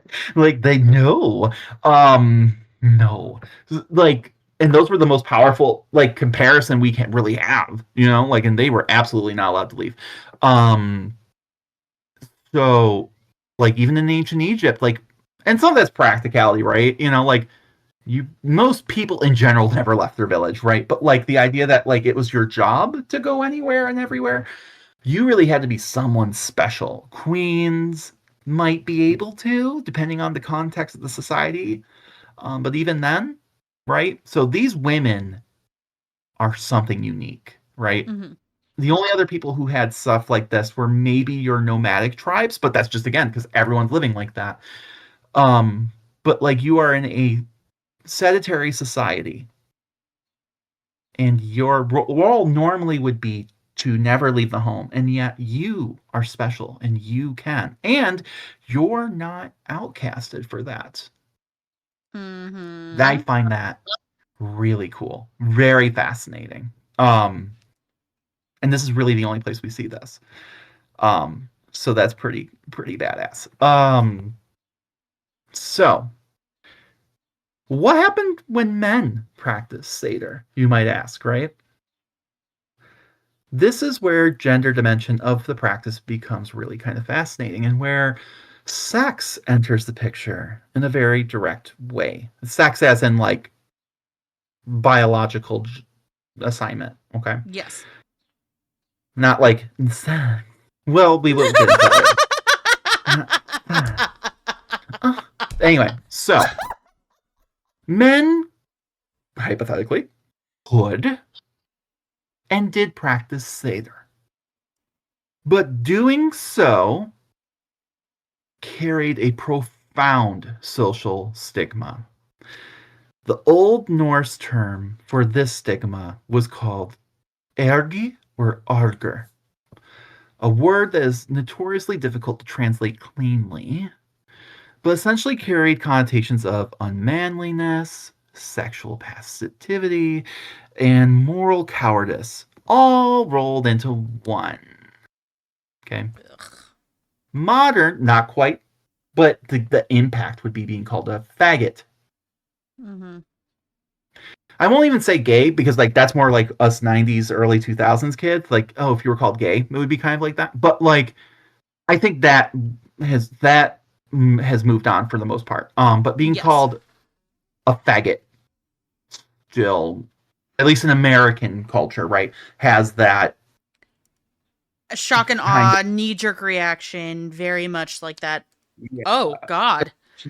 Especially to be called so by like a hetero person that you don't know, that would be the reaction, right? Like, correct. I mean, I guess imagine being in like a court setting and the judge goes like, "You're a fucking faggot." That would be yeah. But this is the word that's carried, right? Mm-hmm. If you were at a store and you heard someone whisper, "Yeah, that's that fucking faggot," like that's the vibe when you call someone an ergi or an arger. And there was so much to this, right? To call a man this was one of the gravest insults in the Norse world, which again, if we're using this metaphor that I've created, right? If you were a hetero guy, right? A lot of hetero men, conservative hetero men, and you were walking by and like, faggot. Like, that's the stuff you see on the news where a Florida man beat the shit out of someone to death. Right? Yep. It starts fights. It starts stuff, right? And this was the same thing. It was serious enough that it could legally justify killing a man in some contexts, which we are starting to see some of that, unfortunately, now too. Yes, we are. Yeah, and like where that, and so, and practicing Seder was strongly associated with being arger. So why? The connection seems to run deep. Seder, in its ritual form, involves a practitioner adopting a receptive, passive role, opening oneself up to external forces. Bottom. With no hate. Okay. But in these hyper-masculine cultures, we saw it with Rome. We see it with Greece, right? To be the bottom bitch. Even today, right? A top it still is carries less a bad connotation. Right. Bottoms, like culturally speaking, are always portrayed as like I've dealt with this shit before, right? People assume, well, which one of you is the top? And they always assume I am because I'm tall. First of all, just fun facts about my relationship. None of anyone's business, but whatever. But like, we both have a good time, period. Right? Like, why do we have to conform our roles, period? But you will see like, a lot of times, like, oh, he, not with us in particular, but in general, oh, he's the top, he's the big, tall, or he's the short twink. Oh, I would have thought he was the bottom bitch. Well, why? Well, because he's feminine. And that's it. If you are literally receiving anything and playing a quote-unquote passive role, you are the feminine one. Which makes no sense whatsoever, but okay.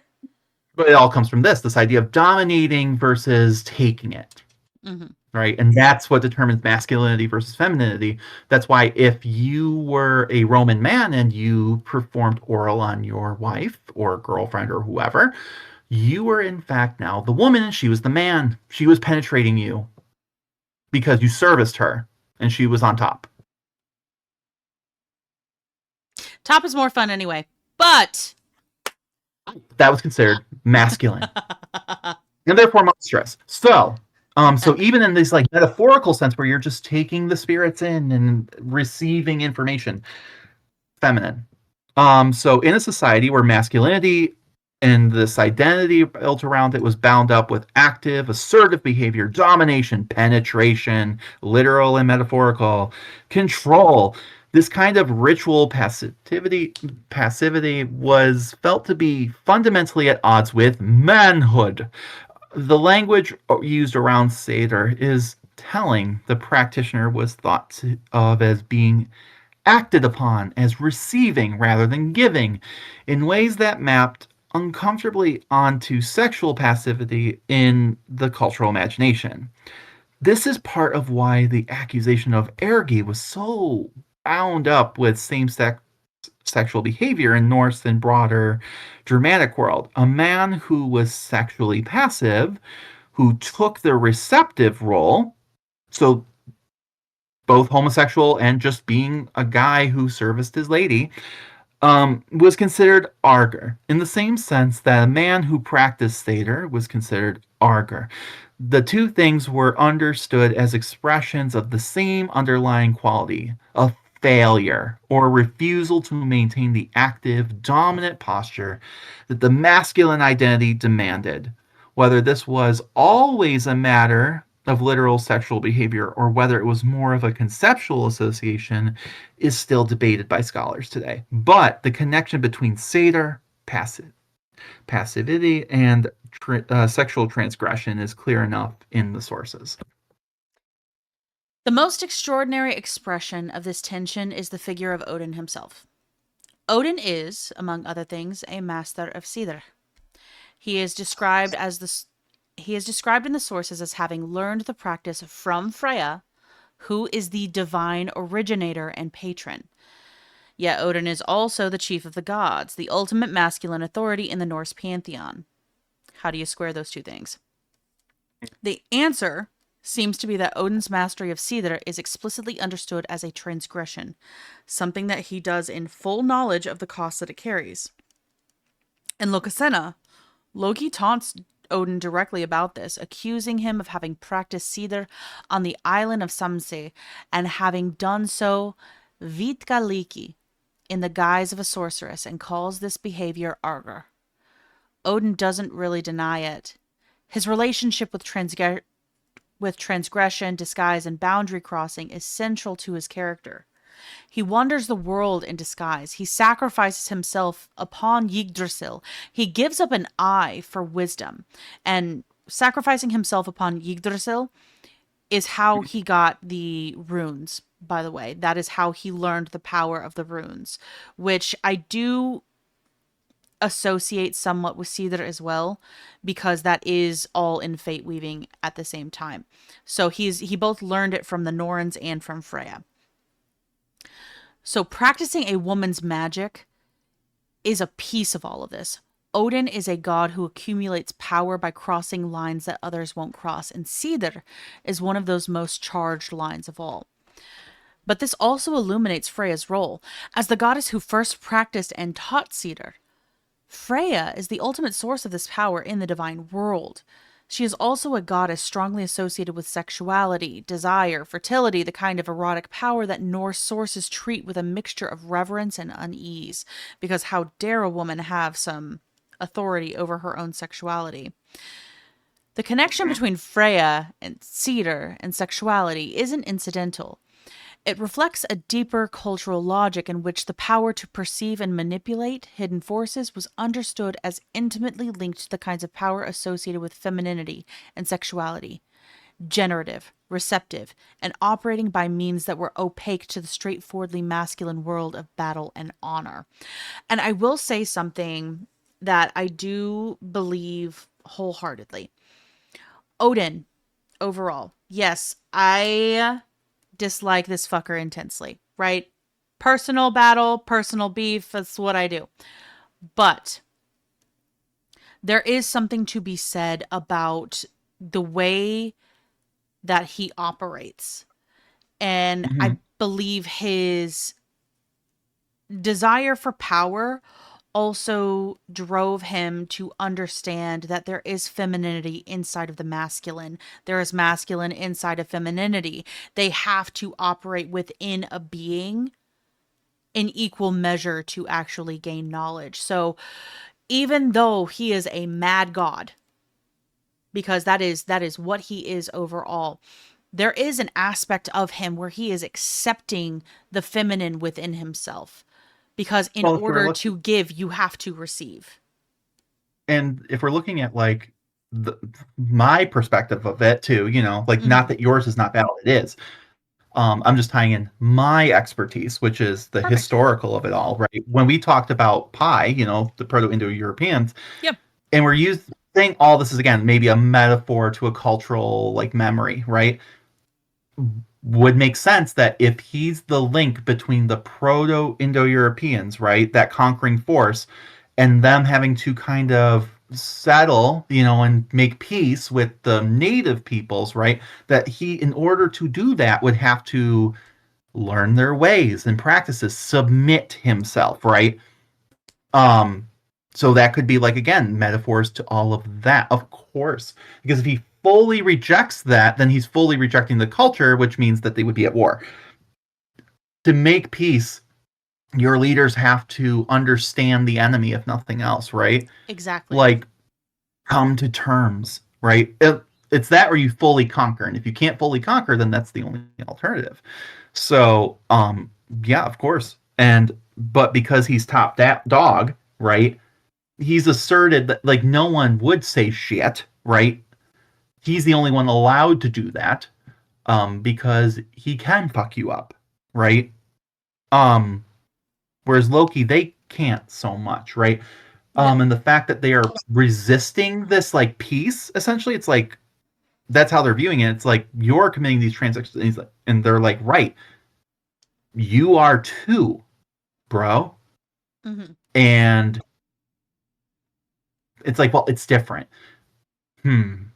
Where have we heard that kind of thing before, right? Indeed. The hypocrisy of We it all.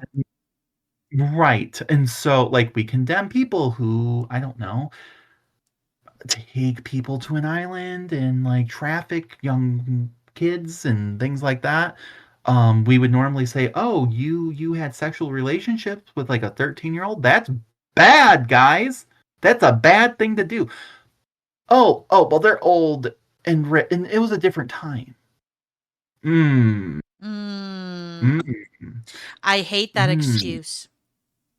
Correct. There's that, and then also then the more. Oh well, maybe no. Well, maybe you know, no. There But is it's no we maybe still that makes it okay. right. And so rather Loki being this just like, oh, dick. It's like, no, questioning the hypocrisy of it all. Mm-hmm. Um, not that the diddling is cool. It's just the point of like you might see that with politicians, like, oh, well, they took a male lover, and then it's like, oh, well, deny, deny, deny, and if it does come out, it's like, well, I made a mistake. And I'm married, see, with wife and kids. Like, forgive me. Yuck. Meanwhile, or like I throw on big fake boobs, and info myself. And versus like, oh, like that's because of all the trans people. Has nothing to do No. with them. First of all, you can Exploration wear of your oneself is so different from other people's exploration of themselves. Everyone is right. on their And own island in that regard. in Loki's case, like you could look at rather than a story of them being a hypocrite, them being like pointing this shit out, being like, not that it should be banned or gotten rid of, but like maybe we need to chill the fuck out about a lot of this. Hmm? Exactly. Maybe stop treating me like shit for it. Well, also, I do want to point something out there. Loki, we know, is a giant. He comes from the ice giants. He is also other. And so he is Mhm. extra other because of it. Right. It's more Yeah. acceptable because Odin comes from within the society. Correct. Right, and you see that there is modern context to some of that too. Not to Correct. like. It's just like some of the things. It's like okay, like what are some other things we could learn from this, right? And Mm-hmm. that's to me one of them. Like Loki, who is non-binary and you know doing some crazy shit as a horse, but that's beside the point.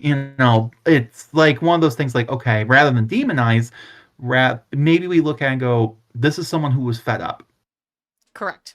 for existing, trying to do the right things by people, never being accepted, never being treated. And it's like, fine, fuck it. like, and calling people out on their bullshit. Yep. Um, which is what Because we see happening society never now. likes a truth teller. This is why we have Correct. whistleblower laws to protect them. Because nobody likes a truth teller. Correct. So, All right. So, sex, like genuine, as a ritual element. Beyond the conceptual sex. associations, there are hints in the sources that sexual activity may have played a more direct role in some forms of seer practice. This is an area where scholars are appropriately cautious, partly because the sources are often ambiguous, and partly because medieval Christian writers who preserved many of these accounts had had strong reasons to emphasize the scandalous or transgressive aspects of pagan practice. But the hints are there. Some accounts of Seether describe practices that seem to involve the ritual use of sexual energy. Have done so, very potent. It's a good time all around. I suggest it. The idea that the boundary crossing power of sexuality could be harnessed and directed in the same way that a trance state was harnessed and directed. The connection between Seether and Ergi suggests that the practice was understood to involve a kind of deliberate transgression of normal sexual and gender boundaries, and transgression in a ritual context often carries a specific power. By stepping outside the normal order, the practitioner temporarily inhabits a space between categories, which is precisely the kind of liminal space from which hidden knowledge and supernatural power are thought to flow. There also is the broader context of Norse and Germanic beliefs about the spiritual significance of sexual union. Fertility magic, the kind associated with the Vanir gods, of whom Freyja is the most prominent, was closely linked to both agricultural abundance and to Seidr.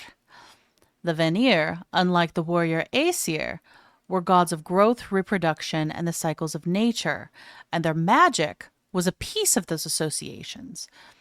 When Freyja teaches Seidr to Odin, she is in some sense transferring Vanir knowledge to the Aesir, a transmission that the sources treat as fraught and transgressive, much like the sexual and gender transgressions that cluster around Seidr more generally.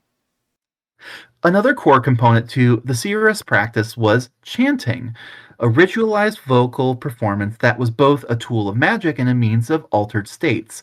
This was known primarily as Galdr, a term whose etymology is pretty broad. We're just not going to go crazy into it. It was derived from some Proto-Germanic forms, and we've got some terms from Old English, but the core of its meaning is song, or charm, or sorcery, right? So, kind of like all of these, right? The power of the chant was so immense that it spawned a rich vocabulary of related terms, such as Galdrabok. It was a book of magic. Galdrastafir, which was magical characters or runes that were chanted to be made active. Valdgaldr, a specific form of Odinic necromancy. In fact, the very act of being chanted was believed to be powerful. It could affect a person's sanity. I wonder if enchanted sounds about right. Mm-hmm. So a belief preserved in modern Swedish word galen, or crazy, which literally means to have been chanted. Enchanted. Another type of chant was Vardlakur, sometimes also known as Sedleti. I said it so Italian, and I'm sorry. Sedleti, or Seder song. Scholars have connected the term of Old Norse with Vorder, or guard, or protector, and intriguingly, the Scottish dialect word warlock. There's that word again. The different spellings of the term Vodloker, or to lure spirits, and Vardloker, or locking the spirits under the Seeresses' power, suggest a powerful dual function. These chants were designed to both attract helpful spirits from the underworld, from the other world, to aid divination and bind them, or other protective entities to a specific purpose, such as safeguarding the Seeress during her trance. Always use protection. These chants were set. You're welcome for that. These chants were, if we're going to treat it as a passive role and it's all sexual, then there you go. These chants were said to be high pitched and pleasing to the ear, a sweetness that was both alluring to spirits and, as seen in the Mhm. Lex Dola saga, could be a sinister lure for mortals. These high pitched, compelling vocal style is reminiscent of a traditional Swedish herding call called lockrop, which further emphasizes the compelling, almost hypnotic nature of the chants. The rhythmic, melodic quality of these chants, often performed while seated on the sideholler, may have been essential for creating liminal trance-like state necessary for the seeress to begin her spiritual journey. And this is where we get that weird like the shamanism possibly of it all. Like you do see this in like shaman like practices, right? Yes. Even like with the like Mongolian like throat singing, like that Mhm. more that sound, like if you listen to it long enough, does create these like weird there's a lot of science actually done on this. These trance states actually kind of activate certain parts of your brain, and Yes, they that's very do. interesting. Yes, they do. And Um, it's very effective. And I have done it. It is it is good. It is good. so I suggest set a timer for yourself though. Prophecy was the ultimate goal of the Seeresses' rituals, a direct result of her journey into the spirit world. The sagas provide vivid, although often brief, descriptions of how this knowledge was conveyed. The process was not a simple act of speaking, but a profound and ecstatic experience that blurred the line between the physical and spiritual realms. A key part of this was the trance state, a deliberately induced psychological and physiological condition. The text described two primary methods of prophesying once the seeress was in this state. The first was an immediate guttural form of communication, during which the seeress would enter a trance and gasp for air with an open mouth, her words seeming to come from elsewhere. This is a powerful shamanistic image of the body acting as a temporary vessel for otherworldly knowledge. Scholars like Clive Tolley have suggested that gasp for air might not be a sign of a soul leaving the body, but rather the seeress breathing in the spirits, allowing them to speak through her. This would align with the chanting ritual, Vardlokkur, designed to lure the spirits to her. The second method involved a more composed recitation, where the seeress would return from her trance and recount her experience while awake. This suggests a journey, a spiritual quest to gather information, followed by a more lucid and controlled delivery of the findings to her audience. So, like we talked about earlier, astral projection, well, the modern term, something similar to astral projection. So, she's going out, retrieving, and then coming back and recounting. These trance states were not achieved passively. They were a culmination of the sensory overload and ritualized performance of Sidr. The rhythmic chanting, often to the beat of a drum, would have a hypnotic effect, while the use of potent ethogens like henbane and cannabis provided the physiological catalyst for the ecstatic journey. The elevated position of the Sityalar further contributed to this liminal experience, separating the seeress from the mundane world by placing her in a sacred space. The entire ritual, from the chanting to the use of mind altering plants to the eventual prophecy, was a carefully orchestrated process designed to facilitate an out of body experience and make the seeress a bridge between the world of the living and the spirit realm.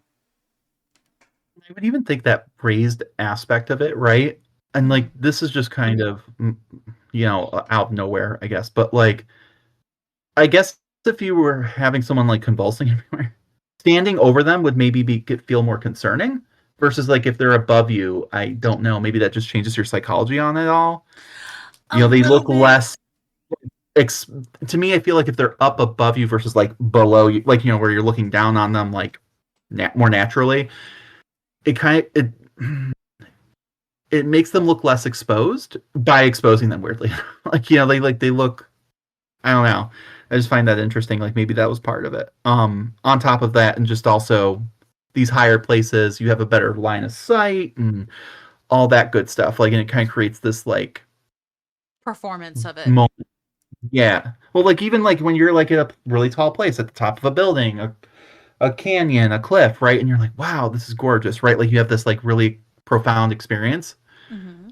And like, people chew edibles all the time for the, like to make that experience even more profound, like I mean, but but anyway, the Seeresses' power was not just internal. It was amplified by specific attributes and tools. These items, both natural and man-made, served as conduits for her magic and the markers of her unique identity. So wands and staffs were perhaps the most iconic and essential tools of the CRS, so much so that the term staff bearer became an alternative name for them in some sources. These staves or wands were far more than simple walking sticks. They were powerful ritual objects integral with the practice of Seder. The Seeresses' staff, the Seder staff, archaeological finds have unearthed several examples of these, confirming their description in the sagas, which is nice. We love a moment where, like, oh, it's actually a thing. Mm-hmm. They're not just bullshitting. You know, um, the staff from the I all of a sudden can't talk. The staff from the Firkat burial, though partially disintegrated, was a metal wand, while the one from the Hagit by Hoda was made of iron. A particularly well preserved example, often referred to as a staff of office, was found in a 10th century grave at Klinta, Sweden. It is a finely crafted iron staff with bronze ornamentation on top, reinforcing the idea that these objects were markers of sacred profession. And just a heads up, like metal in the Germanic world in general was very hard to come by. And therefore it was really only reserved for like that's why people were buried with swords, right? Because or like the swords were passed down to people because like the act of just burying someone with a sword, most people couldn't afford that, right? Mm-hmm. So the idea that these stabs were not only even made in the first place for these women, but also they were buried with it, like that's crazy, and that the whole thing was made of it. Mm-hmm. That's crazy. They didn't have to do that unless it's that important that they're willing to sacrifice it for that, right? Mm-hmm. So the function of these staffs was multifaceted. In the sagas, they are described as tools for controlling spirits, a conductor for the Seeresses' will. The term Gondar, which can mean both magical spirit and a wand, further blurs the line between the tool and the power it channels, suggesting a deep connection between the two. Furthermore, some scholars have proposed that the staffs were used in ritualized sexual acts as part of the magic, linking the practice to fertility and the potent cathartic powers associated with the goddess Freyja, because she's pegging everyone. Yes, she The staff, is. good for her. The staffs also served as visible symbol for the seeress' authority and profession, much like a scepter or a crozier.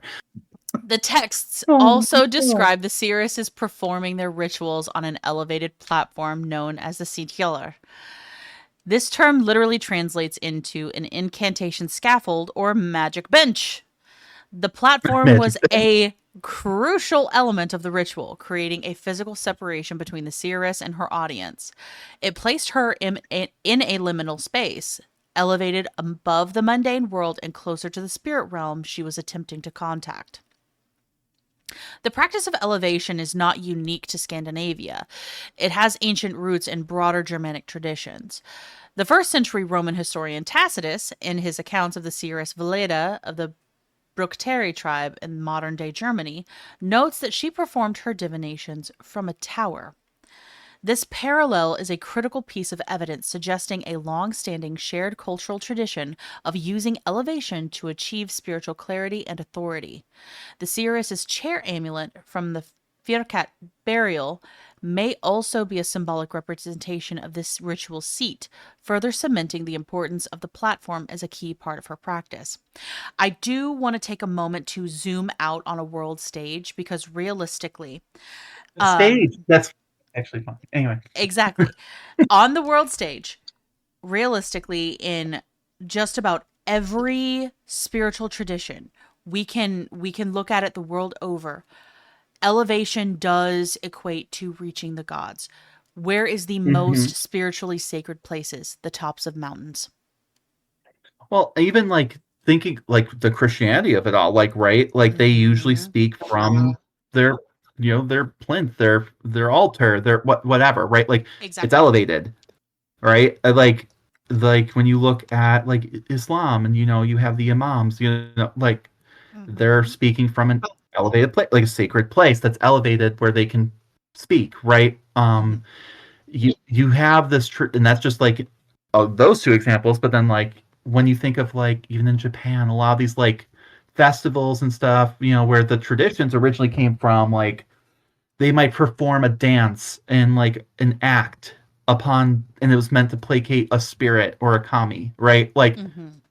on a platform, sumo done on a platform because that was considered sacred. Like Yes. you see this all, even the Maya, when you think of like the Maya and the Aztecs and like the like heart cutting out of it all, like where is it done? The top of a pyramid, which is essentially a giant platform. Like, Exactly. yes, it's this forcing you to look up at it. Yes. I think that there is something to that. Absolutely. So, perhaps almost infamously, the use of hallucinogens was a critical component of inducing the ecstatic states necessary for the Seeresses' work, providing a physiological foundation for the spiritual journey. The archaeological evidence provides direct confirmation of this deliberate practice, moving the discussion beyond mere conjecture based on literary sources. One example is henbane. The discovery of hundreds of henbane seeds within a small purse in the Firkat grave is a staggering piece of evidence. Henbane is a member of the nightshade family and contains powerful tropane alkaloids, primarily scopolamine, hyoscyamin, and atropine. When ingested, or as the archaeological context suggests, burned to produce an inhalable smoke or applied as a topical ointment, these compounds induce a powerful psychoactive state. The effects include vivid, often lucid hallucinations, delirium, a sense of weightlessness or flight, and a profound dissociation from the body. This is a classic example of an ethnogen, a substance used to produce a spiritual experience. The symptoms align perfectly with a shamanistic concept of soul flight, where the seeress's spirit would journey out of her body to gather knowledge. The presence of white lead in the Firkat burial, an ingredient often used in historical ointments, further corroborates the theory that she was preparing a witch's salve, a substance applied to the skin to achieve these effects while potentially avoiding the severe gastrointestinal distress caused by ingestion. And just to throw out there, that witch's salve, it's also known as flying ointment. Yeah. Very famous, and this is going to come up later Yes. in the witch trials of it all, right? So that witch's salve, that's not what they would have called it then, but that is what it's going to be called in the same place about 1,000 years from now. So, Correct. just keep that in mind. The German name for the plant, Bilsenkraut, which translates to plant of madness, is derived from an Indo European root meaning magical power and underscores its ancient and well understood role in inducing altered states. Another was cannabis. The Oseberg burial provides a different but equally compelling piece of evidence with the discovery of cannabis seeds. Unlike henbane, which is a deliriant, cannabis is a euphoriant and a mild hallucinogen. Its use would not necessarily induce the violent dissociative states of henbane, but rather a more meditative and visionary trance. The seeds were found in a pouch, a small pouch, not a large quantity for agricultural use, strongly suggesting that they were intended for ritualistic rather than practical purposes. Its effects, which can include deep introspection, a sense of altered time, and heightened sensory awareness, would have been likely conductive to the prophesying aspects of Sidr, and may also have been used to ease the transition from the dead into the afterlife or to soothe the mourners during the elaborate funeral rites. Because you I know mean, so what? they're saying high. Sometimes getting a Valium at a funeral is okay. I was just thinking, sometimes, I have family who does this, man, like, when you're sad, you're bummed, or if you're at a funeral, you go with a couple of the cousins and you smoke one out, you just, I mean, it's why people drink. It's like, why not, right? Because sometimes when you're in those emotional states, right, You need like to you need dissociate something, a little bit, right? and it's okay. Like it makes sense. And so she's like, yo, look, I know you're sad about your dad dying. Here's take a little puff of this, you'll feel better. Take a hit, Like take a hit, you're pass it on. good. Hmm. These discoveries are crucial because they confirm that the mystical practices described in the sagas had a tangible pharmacological basis. The Seeresses were not just charismatic figures, they were experts in ethnobotany and pharmacology, wielding their knowledge of powerful plants as a means to unlock ecstatic states and bridge the gap between the visible world and the spirit realm. And I mean, we know I didn't touch it. Wait, because I want to do a whole series at some point about like the history of like drugs, essentially. Mm-hmm. But like there's mushrooms, right? They're very important. But, I think that like, but these were the ones that we're finding in the gravesite. So, that's why we're including it. And I'd like to save magic mushrooms for another episode. This is long enough. Um, but those, yes, were being used as well. For anyone who's like screaming at us right now, like, what about the mushrooms? Like, we know, guy. Okay, relax. Take a hit of this. Anyway, oh no, not the flying ointment. Anyway, um, so this one's for my friend Amanda. Shout out to Amanda. If she's listening to this because she has a cat named Freya. Okay. And so we're gonna now talk briefly about like the feline symbolism. And why that's associated with Freya and magic in particular. Right? And also where the idea of witches having cats maybe come from. So, Mm-hmm. the connection between the Seeresses and felines is one of the most intriguing and symbolically rich aspects of their tradition, with roots extending directly to the most powerful female deity in the Norse pantheon, our girl Freya herself. As the primary goddess associated with Satyr, Freya is famously depicted riding a chariot pulled by two giganto cats, sometimes identified as lynx, most of the time just big ass house cats. That's amazing. Um, so this divine association elevates the cat from being just a simple animal to a sacred symbol of magic, death, and fertility. Um, this powerful symbolism is mirrored directly in the archaeological and literary records. The Osberg ship burial, a trove of objects belonging to an aristocratic seeress, contained a wagon decorated with 9 carvings of cats, a number of immense cosmic significance in the Norse cosmology. Most tellingly, a chest of cat skins, that's unfortunate, was also discovered in the burial. I know, like, damn. Like, uh, these finds are far from incidental. They suggest that the Seeress's identity was not only connected to Freya, but that she may have literally embodied the goddess's animal companions.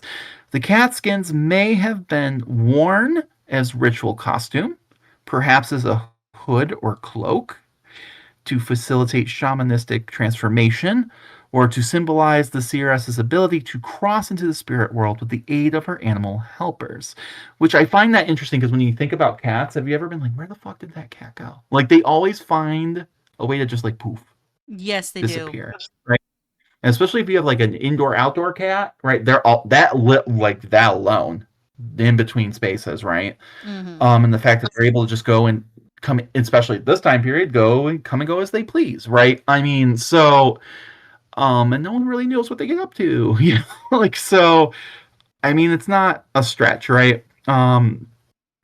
Versus like dogs and stuff, don't they typically stay right by you, So the cat, This interpretation is reinforced by the account of Eric Sagaruda, where the Seeress Thorbjorg is described as wearing a hood lined with white catskin and catskin gloves, creating a striking and deliberately visual connection to the divine.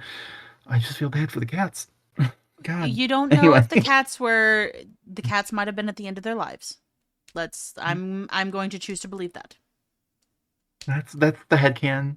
I That's my headcanon. the, I guess the skeptic in me goes probably not because you want the best cat skin. I'm hoping.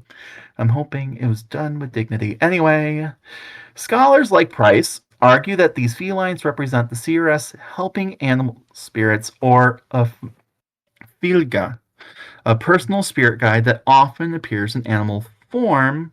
I guess we could use the term familiar, but that's loaded. That's very loaded. But this was a direct manifestation of Freya's power on an earthly plane. The cat, with its predatory nature, its association with night and the supernatural, its dual status as both domestic and a creature of the wild, perfectly embodied the liminal nature of the seeress herself.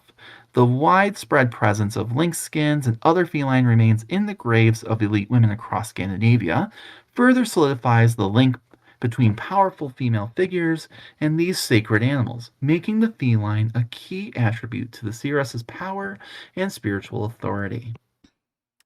So, what does all of this really add up to? Cedar was not simply a collection of magical techniques, it was a whole way of relating to the world.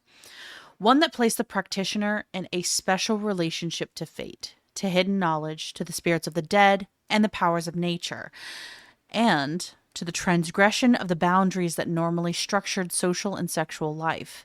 Its deep association with femininity wasn't arbitrary.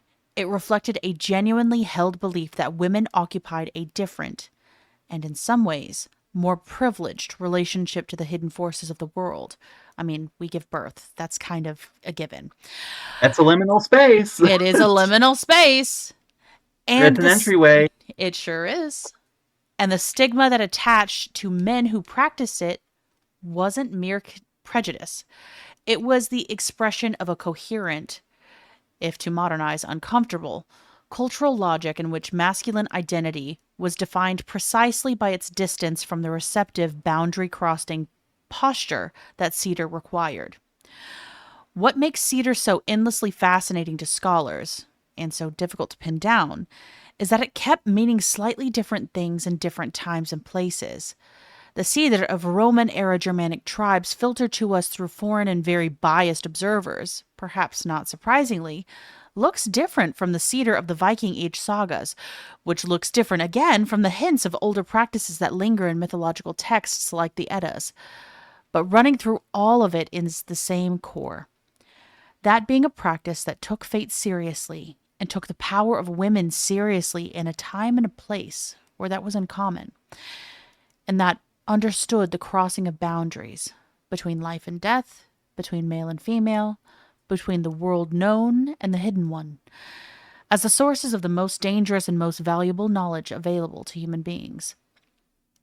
While modern archaeology and a careful rereading of the sagas paint a picture of a respected elite class of women, the historical record is complicated by the introduction of Christianity. The earliest Scandinavian sources, such as runestones, rarely mention seeresses. This has led some to believe that they held a marginal position. But modern scholars argue that our sources have been filtered through the biased lens of Roman, and more significantly, Christian interpreters. The Romans saw them as similar to their own augurs, but Christian writers viewed them as more or less witches. This shift in perspective led to a demonization of their practices. In Christian-era sources, their rituals are often described as suspicious and evil. Snorri Sturluson, a Christian author, even wrote that the practice of Cedar was so shameful that manly men considered it too shameful to practice it, and so it was taught to priestesses. That's the most fucked up sentence I've ever heard. Oh, yeah, but there you go. So when people, But there we when go. you're like, That's a direct quote. because this is worse, there you go. Exactly. Like that. There's your lens. You have to remember Mm-hmm. who's writing it. Exactly. This negative framing was likely a deliberate attempt to minimize and depreciate pagan rites and turn them into an oddity, replacing the Viking Age view of them with a more sinister interpretation. This Christian attitude, which feared female sexuality and power, laid the groundwork for the later witchcraft hysteria. However, modern scholarship and archaeological evidence challenge this negative portrayal. The detailed analysis of texts like Landnámabók and Íslendingasögur and the Íslendingaþýðir shows that practitioners of magic were, in fact, respected and well integrated into society. They were free, owned land, and were often connected to the highest echelons of society. They did not live in caves or on islands, but within settlements alongside other people. Moreover, archaeological studies from Norway and Sweden, like that of the Oseberg burial, confirm that these women belonged to the aristocratic elite. Icelandic law from the time, while showing disdain for witchcraft if a false accusation was made, is not clear on the view of practitioners themselves, and this legal ambiguity likely reflects the societal shift that was occurring as Christianity took hold. The seeress was a figure of immense power, authority, and mystique. The archaeological record from the opulent graves at Viergat and Osberg, which I really, we want to cover that for sure. There's a lot to unpack there. To the symbolic artifacts found within them, reveals a class of women who were wealthy, cosmopolitan, and deeply connected with their spiritual traditions. The wands, hallucinogenic seeds, and animal remains found in their burials were not mere curiosities, they were tangible tools of their sacred profession. The textual sources, though sometimes colored, definitely, by later Christian sensibilities, described a world of chanting, magical projection, and ecstatic prophecy that was central to Germanic societies. The story of the Seeresses is in many ways a story of reclamation.